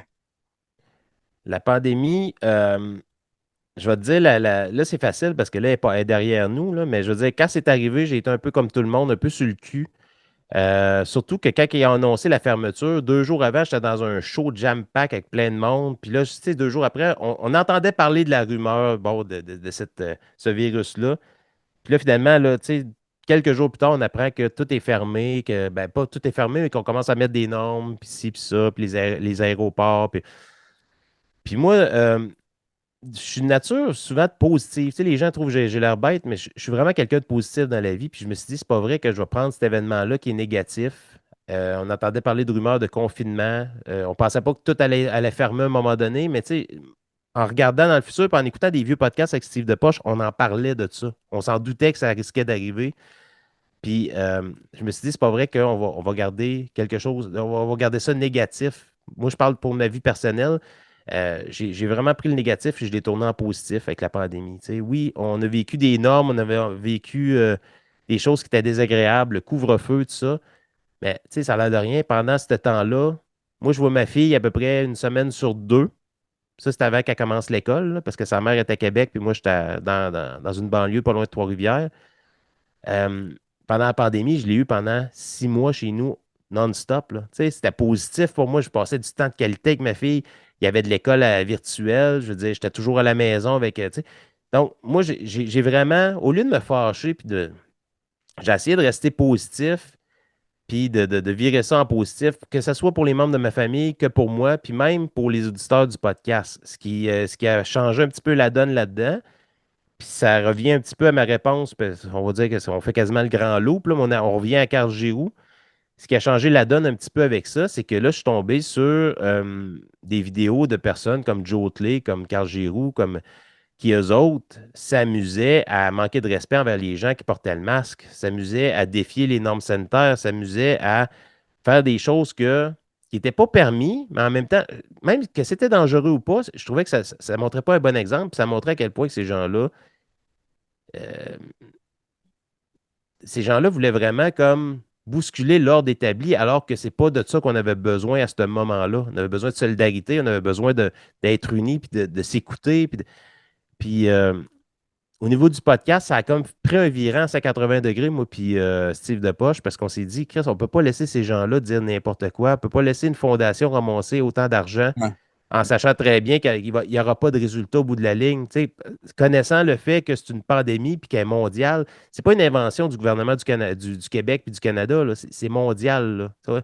Dans les années 50, ça aurait peut-être marché leur plan, parce qu'il n'y avait pas, il y avait pas d'Internet, tu sais, il y avait un peu de télé, un peu de radio, mais tu sais, ça aurait peut-être marché leur plan, mais là, on les a, les nouvelles, là.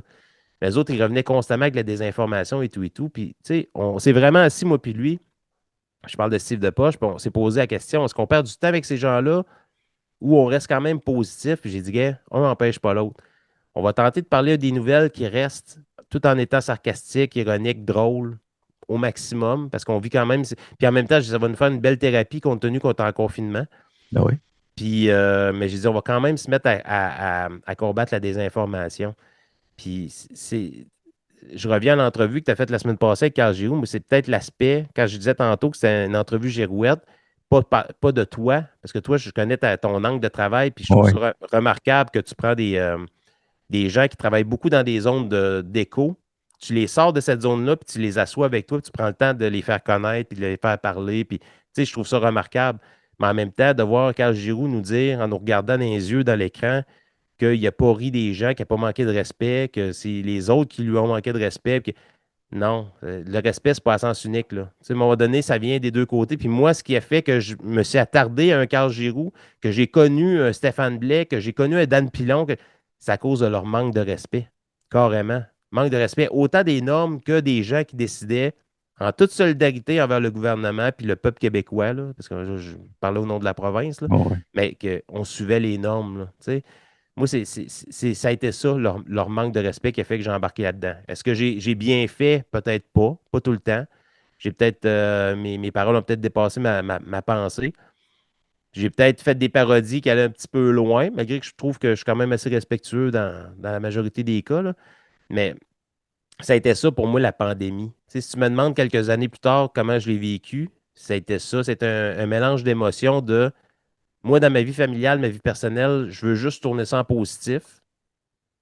Mais pour mes auditeurs, je vais tenter aussi de faire la même chose, mais c'était pas facile, là. Puis, tu sais, ce qui est bizarre là-dedans, Dom, c'est que nous, on travaille souvent, puis on n'a pas toujours des réactions en direct. Toi, sur Twitch, c'est le fun parce que tu as des commentaires en direct. Les gens, ils réagissent à ce qu'on dit, tu sais. Mais en podcast, souvent, tu vas avoir des commentaires, soit des messages que les gens vont t'envoyer par la suite ou des commentaires en bas de la publication. Puis des fois, tu n'en as presque pas. Tu ne sais pas c'est quoi le retour des gens, puis comment les gens vivent ça. C'est pour ça qu'à la 400e, lorsque j'ai vu les gens me rencontrer en personne, puis ils me disaient ça, puis ils me remerciaient de ces podcasts-là, c'est comme si je m'en attendais pas. Pas que je pensais pas que des gens nous écoutaient. Je sais qu'il y a des gens qui nous écoutent, mais d'avoir fait autant de bien, je me suis dit, Christy, on a quand même réussi, moi, puis Steve Depoche, puis notre équipe, à faire du bien pendant la pandémie, parce que ça n'a vraiment pas été facile, autant pour moi que pour n'importe qui. On les a toutes vécues, les normes sanitaires, là. Parce qu'à 400e, tu l'as eu, l'impact, tu l'as eu direct dans ta face, là. Les gens te l'ont dit, puis tu as fait comme, OK, je savais que, mais pas à ce point-là, tu sais. La 400e, il ne faut pas oublier que le masque venait juste de tomber. Là, ça a Ouais. été t'as peu, c'est quoi? C'est le 4 juin. Le 4 juin 2022? Ouais, 4 juin 2022. Excuse, je regarde le cadre. L'affiche, il est encadré là-bas avec les signatures du Big Four. Mais, tu sais, on venait de sortir des masques, là, ça faisait quelques semaines à peine. Puis je le disais en préparation dans mes podcasts, je dis aux gens, profitez-en, venez nous voir. On ne sait pas si le virus va revenir, on ne sait pas si les normes vont recommencer. C'est une belle occasion de sortir de chez nous, de se croiser en personne, puis de profiter de la vie. Puis depuis ce temps-là, pas à cause de mon podcast, mais depuis ce temps-là, on n'a pas eu vraiment de normes, puis les gens profitent de leur liberté, profitent de la vie, puis ruminent pas les affaires du passé. Tu sais, je veux dire, c'est le fun. Je trouve ça le fun. Je trouvais que justement, cette soirée-là, c'était un événement positif. Puis c'est drôle, hein? Tu sais, il y a des gens qui m'ont donné le commentaire à 400e. Mike, t'as pas parlé beaucoup. On dirait que j'étais quasiment ému de tout ça. J'étais Un ému, feel.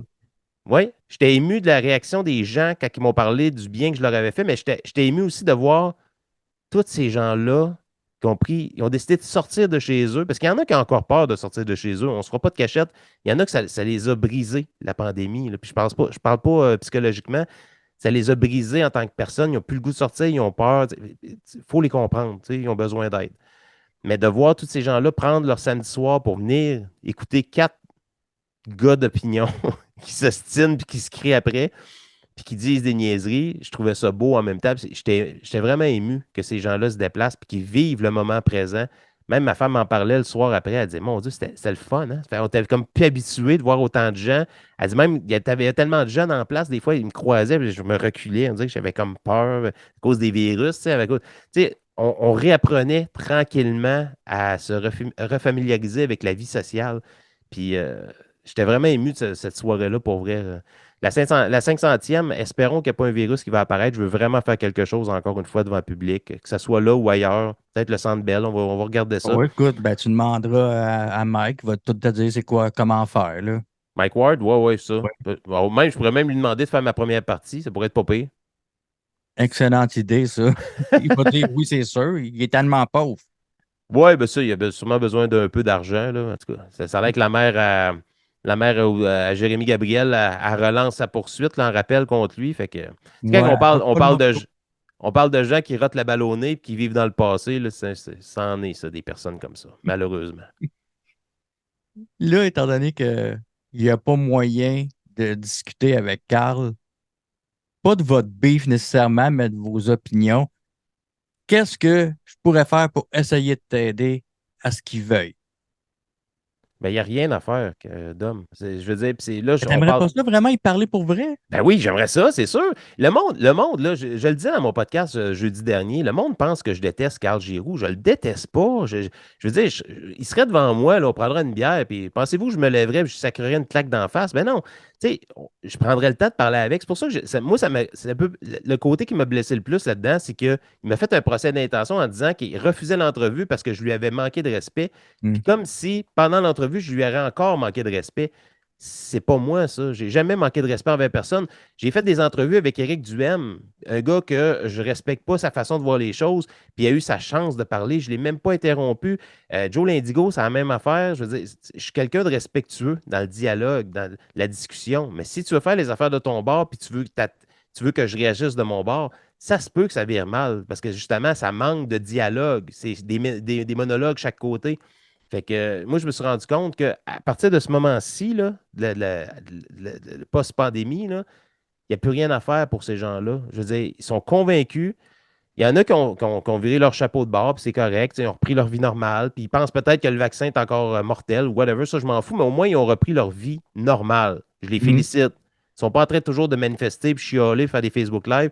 Ils ont repris leur vie, ils s'occupent de leur famille. Tant mieux, je suis content. Mais il y a des gens comme ça qui sont encore dans le trou de lapin, puis ils veulent pas s'en sortir, puis ils parlent encore du vaccin. Hey, sur TikTok, il y a encore du monde, là, puis je parle d'affaires qui n'ont pas rapport avec le vaccin. C'est ça, va chercher ta 28e dose. Tabarnak, pourquoi? Amène-moi quelque chose de le fun, quelque chose pour te débattre. Dis-moi pas une niaiserie de même. C'est sûr, est que je vais t'ignorer. Après ça m'écrit en privé. Ouais, hein, quand on te confronte, tu vas te cacher. Je me cache pas, si voir. Je veux juste pas répondre à un imbécile. C'est pas compliqué. Complètement différent. Ben oui.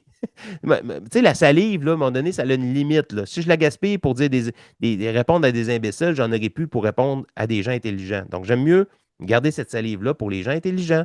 Mais pour revenir à ta question, pour Carl Giroux, s'il écoute l'émission, je sais qu'il a écouté la semaine passée, il était là. S'il décide de venir écouter ma réponse, un, Carl, je veux que tu sois au courant que je ne suis pas d'accord avec tes réponses. Je pense que tu n'es pas capable de faire de l'introspection. Tu m'as déjà demandé de me regarder dans le miroir. Je pense que toi aussi, tu aurais besoin de te regarder dans le miroir, mais pas seulement pour regarder tes pipes. Il faudrait vraiment que tu te regardes à l'intérieur de toi-même, puis que tu réécoutes tes vidéos que certaines personnes m'ont fournies là, de ton passé, que tu as dit, que tu as fait, avant même que je te connaisse, parce que c'est ces vidéos-là qui ont fait que je t'ai connu et que tu fais toi-même l'introspection. On a tous fait des erreurs. Moi, je suis le premier à l'avouer. Puis je pense que dans l'entrevue avec toi, il avoue aussi certaines choses qu'il avait dites qui n'étaient pas correctes ou en tout cas qui s'étaient trompées.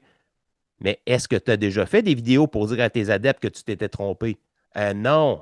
Et là, le problème aussi, là. Tu te défends souvent en disant que tu ne voulais pas faire. J'ai jamais voulu être blogueur. Moi, j'ai jamais voulu être. Mais Chris, à partir du moment où tu ouvres ta caméra et ton micro, tu as une responsabilité, c'est de dire les vraies choses. Puis si tu te trompes, puis tu as besoin de t'excuser, puis de dire à tes auditeurs, ben, ça fait partie de ta responsabilité de le faire aussi. Donc, si tu pars puis tu te lances dans une histoire puis c'est pas vrai, j'attends de toi, là, au lieu que tu fasses 3 rediffusions de ce podcast-là, ce que tu dis de la désinformation, mais que tu reprends ton micro puis ta caméra puis tu rectifies le tir. C'est le genre d'affaire qu'il n'a jamais fait. C'est ça qui me fait chier là-dedans. C'est ça qui me Oh. dérange dans la désinformation. Puis cette personne-là exige le respect pour qu'on puisse communiquer avec elle. Moi, je vais être franc avec vous, là, puis je parle avec toi, mais je veux dire avec tout le monde qui écoute. Carl Giroux, la première fois que je me suis adressé à lui, j'ai encore la vidéo. Euh, j'ai été très poli. Je voulais savoir par rapport, parce que là, il disait n'importe quoi. Là. Il disait, j'ai joué au hockey professionnel. Asti, t'as jamais joué au hockey professionnel. Il y a une différence entre du hockey senior et du hockey professionnel. Veux-tu que je te l'explique, Domsi? C'est Non, très simple. Ah, tu veux mais pas vas-y savoir? si tu veux, mais le professionnel, t'es dans LNH, senior, t'es C'est pas pas... dans LNH. Non, c'est pas ça. Quand tu es dans le senior, tu es dans le senior. Oui, tu es payé peut-être pour jouer, mettons, 300-400$ de la game, whatever. Le hockey professionnel, c'est qu'il y a un réseau de développement. Tu joues, par exemple, pour les Lions de Trois-Rivières, tu es dans le réseau du Canadien, donc tu es dans le hockey professionnel. Donc, avec les Lions, tu risques de monter avec le Rocket, qui est le club école, ou de monter avec le grand club. Ça, c'est du hockey professionnel. Quand tu joues au senior, c'est pas du hockey professionnel. Tu joues au hockey en étant adulte. C'est du senior. Donc, oui, tu es payé pour jouer, mais tu n'es pas professionnel. Donc, ça, c'est le genre d'affaires que j'y mettais sur le nez, calmement. Non, lui, il disait à tout le monde qu'il avait joué au professionnel, puis il utilisait ça pour, évidemment, faire grossir le personnage. Puis c'est correct, là, tu sais, je veux dire, il a le droit de le faire. Mais moi, j'ai ça, ce genre de désinformation-là. Ça commence par des choses banales comme ça, puis ça se finit après ça avec des choses beaucoup plus importantes qui peuvent influencer le choix des personnes autour de lui.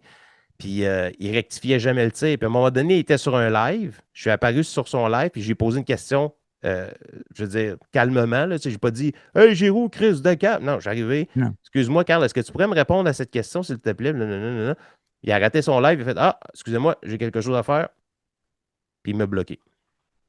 Fait que si moi j'ai manqué de respect, je l'ai peut-être manqué par réaction, par son manque de respect. Parce que moi, je pense que si tu es blogueur, puis tu dis que tu donnes la parole à tout le monde, parce que toi, tu es un être d'amour et tout, faut que tu écoutes même les gens qui sont pas d'accord avec toi. Tu sais, j'ai déjà entendu dire ça, qu'il écoutait tout le monde, même les gens qui sont en désaccord. L'important, c'est de le faire de façon respectueuse. Je m'excuse, j'étais respectueux avec toi. J'ai dû Mm. te piquer à la bonne place quelque part, je ne sais pas où, puis je ne veux pas le savoir. Mais moi, tu m'as bloqué sans même m'adresser la parole. Donc, ça clôt le débat rendu là, là. Ça s'arrête là, là, avec Cargéou. Les projets d'avenir pour Mike Tremblay, c'est quoi? Côté Euh, podcast, là, t'as-tu dit, OK, je me rends là jusqu'à 500, puis là, c'est vrai, j'arrête, ou c'est encore vague? Non, le chiffre magique, c'est 500. Dans les projets à court terme, ce que je développe, c'est une nouvelle bière, parce que c'est drôle, hein, Ouais. sont pas là. Tu sais, j'avais fait une bière spéciale pour la 200e, Mhm. une excellente bière blonde au poivre. J'avais fait la bière pour la 300e. On voit pas bien à cause de la lumière, là, mais On la voit. oui. Puis la 400e, il n'y en avait pas eu. Puis Christy, il y a du monde. Puis la bière de la 300e, pour vrai, là, juste faire une anecdote rapide, je sais qu'on a pris beaucoup de temps à jaser, là, mais Vas-y. on avait fait, c'est quoi, 700, un peu, non, 1200 canettes. La première, c'était comme un fermenteur normal, 1200 canettes. J'avais travaillé le projet avec La Forge du Mal, des amis à moi. Puis ils m'avaient demandé comment tu penses qu'ils pourraient s'en vendre. Tu sais, ben, selon moi, selon mes chiffres d'écoute, 1200 canettes, des réparties un petit peu partout au Québec, je pense que ça pourrait se vendre. Tu sais. Puis finalement, après 3 jours, il n'y en avait plus de disponible. Fait que la 300, la 300e, ben, ils ont refait un double fermenteur à 3000 canettes qu'ils ont mis partout, puis ça s'est tout vendu aussi. Ça avait tellement été un beau succès, ça avait été le fun. Puis ce qui est le fun là-dedans, c'est que, tu sais, sur la canette, là, comme je te dis, on ne la voit pas bien, là, mais tu sais, j'avais vraiment travaillé l'infographie. On ne le voit pas, là, c'est comme en filigrane. On voit le nom de toutes les personnes qui ont participé avec les années au podcast, les surnoms, des vieux logos, des choses comme ça. Donc, j'avais comme rendu hommage un petit peu parce que je pensais vraiment que la 300e, on s'en allait vers la fin. J'ai peut-être ce défaut-là, toujours vouloir arrêter sur un chiffron. Là. Puis en plus, j'avais mis un code QR que les gens pouvaient scanner avec leur cellulaire pour tomber directement sur la page du podcast. Donc, tu sais, je faisais une pierre deux coups. Ça avait été un maudit beau projet. Mais j'ai fait des petites erreurs que j'aimerais ça, comme refaire pour la 500e, pas les erreurs, mais les faire sans erreur. Fait que c'est mes deux gros projets. Là. J'aimerais ça faire une 500e devant le public. Va falloir que je me décide, ça sera la dernière, parce que moi, je me connais, je vais arrêter sur un chiffron. Si je n'arrête pas à 500, il faudra que j'arrête à 6. Ouais, mais là, tu as encore du temps. T'es pas sur le bord du 500, là. Ben, j'étais à 447. Ben, Ça c'est fait que, ça. Il reste ouais, encore ouais. 53. Ouais, ouais, je sais bien. Tu sais, mettons, là, ça peut être comme l'an prochain et ish, là. Tu sais, mettons, je fais le calcul rapide, là, parce que je fais pas de show l'été ou presque. Mettons, ça arriverait vers le mois de mai l'an prochain. Donc, c'est pas. Mais quand même, un projet de bière, quand tu développes ça, c'est pas quelque chose que j'appelle mes chums de microbrasserie, puis je fais comme, hey, on porte une bière. Ouais, ouais. Tu sais, il faut vraiment partir un produit qui est plus niché, avec des bonnes idées, ces choses-là. Parce que la 400e, je vais vous conter une histoire. Chris, mes chums ne m'aimeront pas de la force du mal. On avait développé un projet pour une bière pour la 400e. Puis, à cause que le fait que j'avais lâché Radio X, à cause qu'il y avait bien des conspis qui m'avaient menacé ou quoi que ce soit, la force du mal, c'était comme retiré du projet. Puis je les comprends d'être plus. D'être Puis plus là, ben, c'est ça, frileux un petit peu. Puis c'est pas contre moi, ils me l'ont dit. C'est vraiment au fait qu'il y avait peur de la réaction des gens qui ne m'aimaient pas. Fait que il est là aussi le problème du projet de la bière. C'est qui la microbrasserie va vouloir embarquer dans ce projet-là en sachant que ne serait-ce que ce soit 3 personnes ou 15 personnes qui les écrivent, qui décident de bâcher cette marque-là, euh, ils voudront peut-être pas embarquer là-dedans. Ça, c'est le côté négatif. C'est pour ça que je dis pas où ce que je travaille actuellement. Tu sais, j'ai une crise de grosse job, j'ai une belle job, Steve de poche aussi, mais on n'en parle pas pour ça. Tu sais, maintenant, les gens qui nous détestent, ils font pas juste nous détester, ils veulent nous détruire, ils veulent connaître où ce qu'on habite, où ce qu'on travaille, tu sais, c'est fou, là. C'est fou, raide. mhm. C'est pour ça que quand on travaille des projets de même, moi, je te dis à court terme mes projets que j'aimerais développer, mais je le sais forcément qu'il y a toujours cet aspect-là qui, depuis la pandémie, a augmenté. J'en ai peut-être pas parlé à ta question de la pandémie, mais ça, c'est le côté, l'agressivité des auditeurs.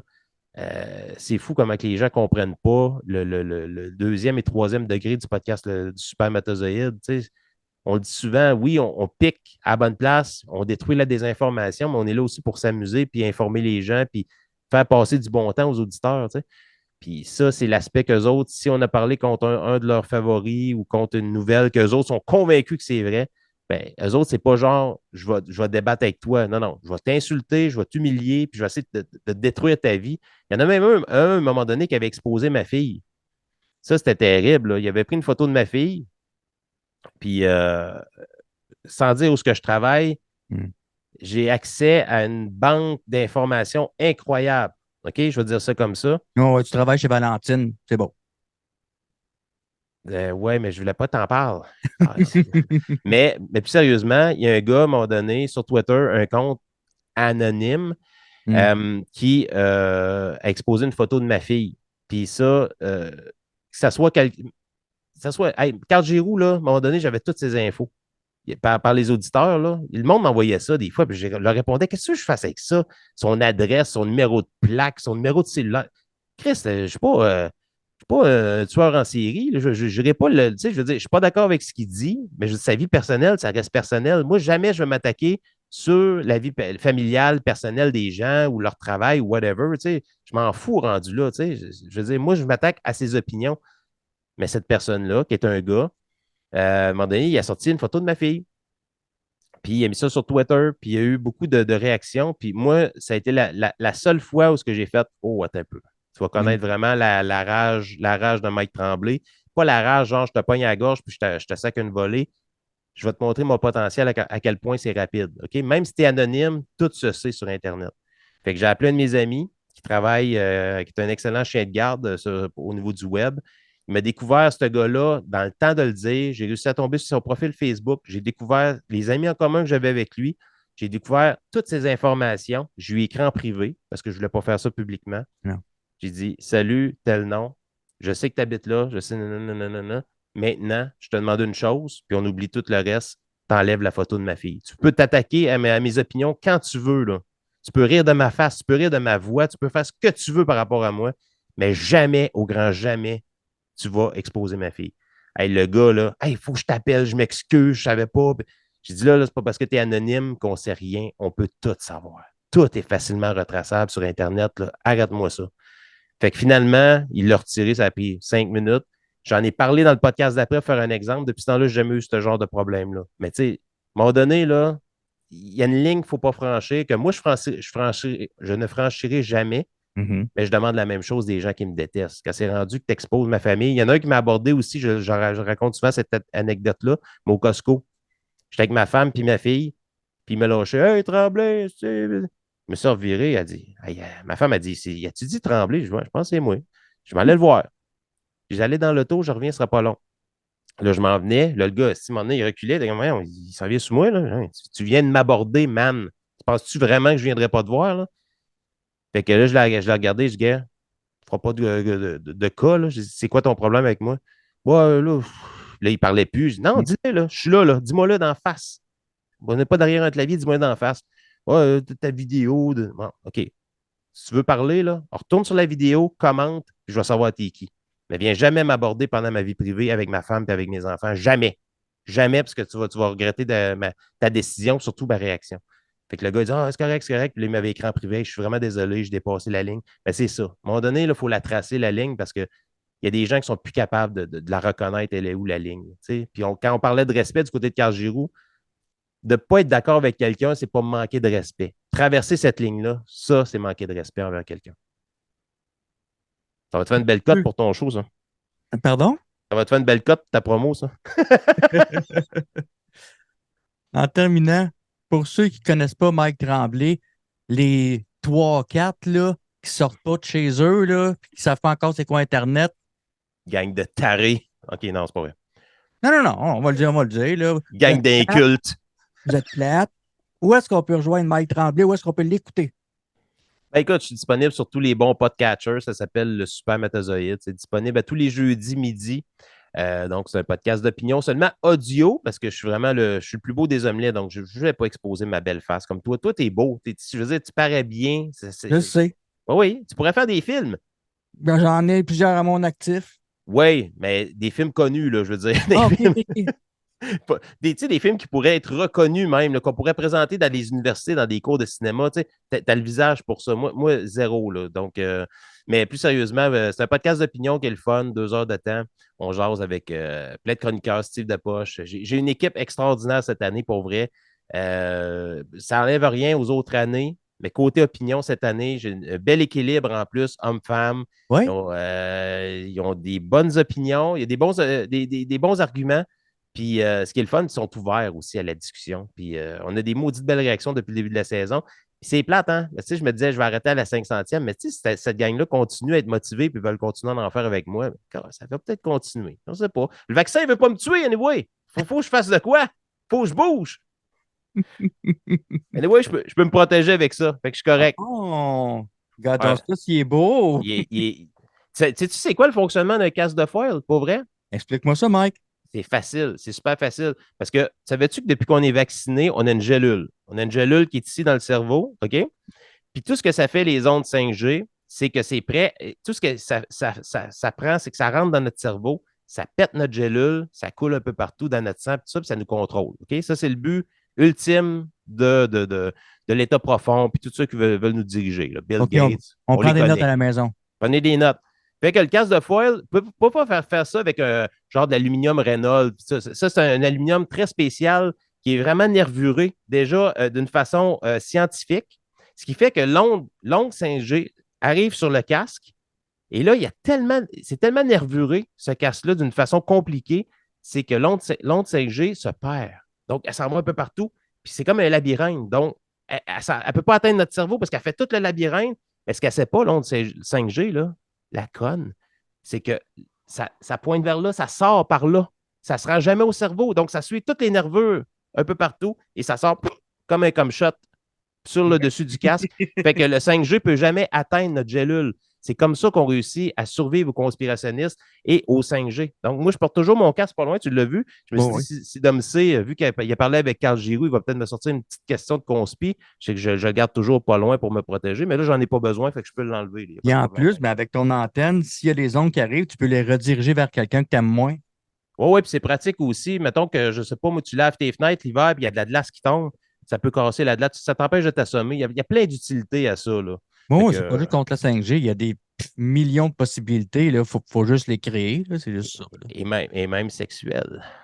OK, non, je ne voulais pas aller là, mais il y a plein de possibilités. Tu as raison. Je suis d'accord avec toi. Joby, un problème avec ton mari, là? Qui t'a dit que c'est Joby qui l'utilisait? OK, on va Moi aussi, arrêter les moi jokes de aussi, j'ai, bonhomme. moi aussi, j'ai une sexualité, tu sauras. Alors, ben là, Monsieur Mike Tremblay, grosse main d'applaudissements pour mon invité, Mike Tremblay. N'oubliez merci. pas d'aller le suivre. Facebook, TikTok. T'as-tu un Instagram? Ah oui, mais il n'y a pas Ah, personne là-dessus. OK. Sur TikTok, il en fait beaucoup dernièrement. Vendredi dernier, en plus, tu as fait un live Facebook juste pour pas du small talk, là, mais tu parlais avec le monde. Ça a duré quand même assez longtemps, là, ton Oui, truc. oui, oui. Oui, Fait j'essaie que, de rester près des gens puis d'avoir du fun. Puis je suis toujours disponible les messages Facebook sur la page Facebook du podcast Super Métazoïde. Vous avez des commentaires, des questions, des interrogations, n'importe quoi, des insultes. des plaintes, des insultes. Allez-y, il n'y a, y a aucun problème. Je ne vais pas vous barrer, à moins que vous commencez votre message par crise de gros épais. Ça, il y a des chances, je vous bloque tout de suite. Là. Ah, bon, ben, gars, c'est un défi pour moi, ça. Ah, tu penses que je serais capable de ne pas te bloquer? Non, non, tu le ferais bien, mais je Ah sais que oui. tu te débloquerais par après parce que tu sais qu'on niaise. Ah, je te niaiserais un bon mois facile. Là. Juste assez pour que tu te sentes coupable. On me partait 20 comptes, mal été écœuré, tremblé. C'est bon. Hey, merci, Dom, pour l'invitation. C'était vraiment le fun. Fait plaisir, mesdames et messieurs. C'était monsieur Mike Tremblay, le plus beau de tous les omelets de la planète. Merci, Mike. Salut.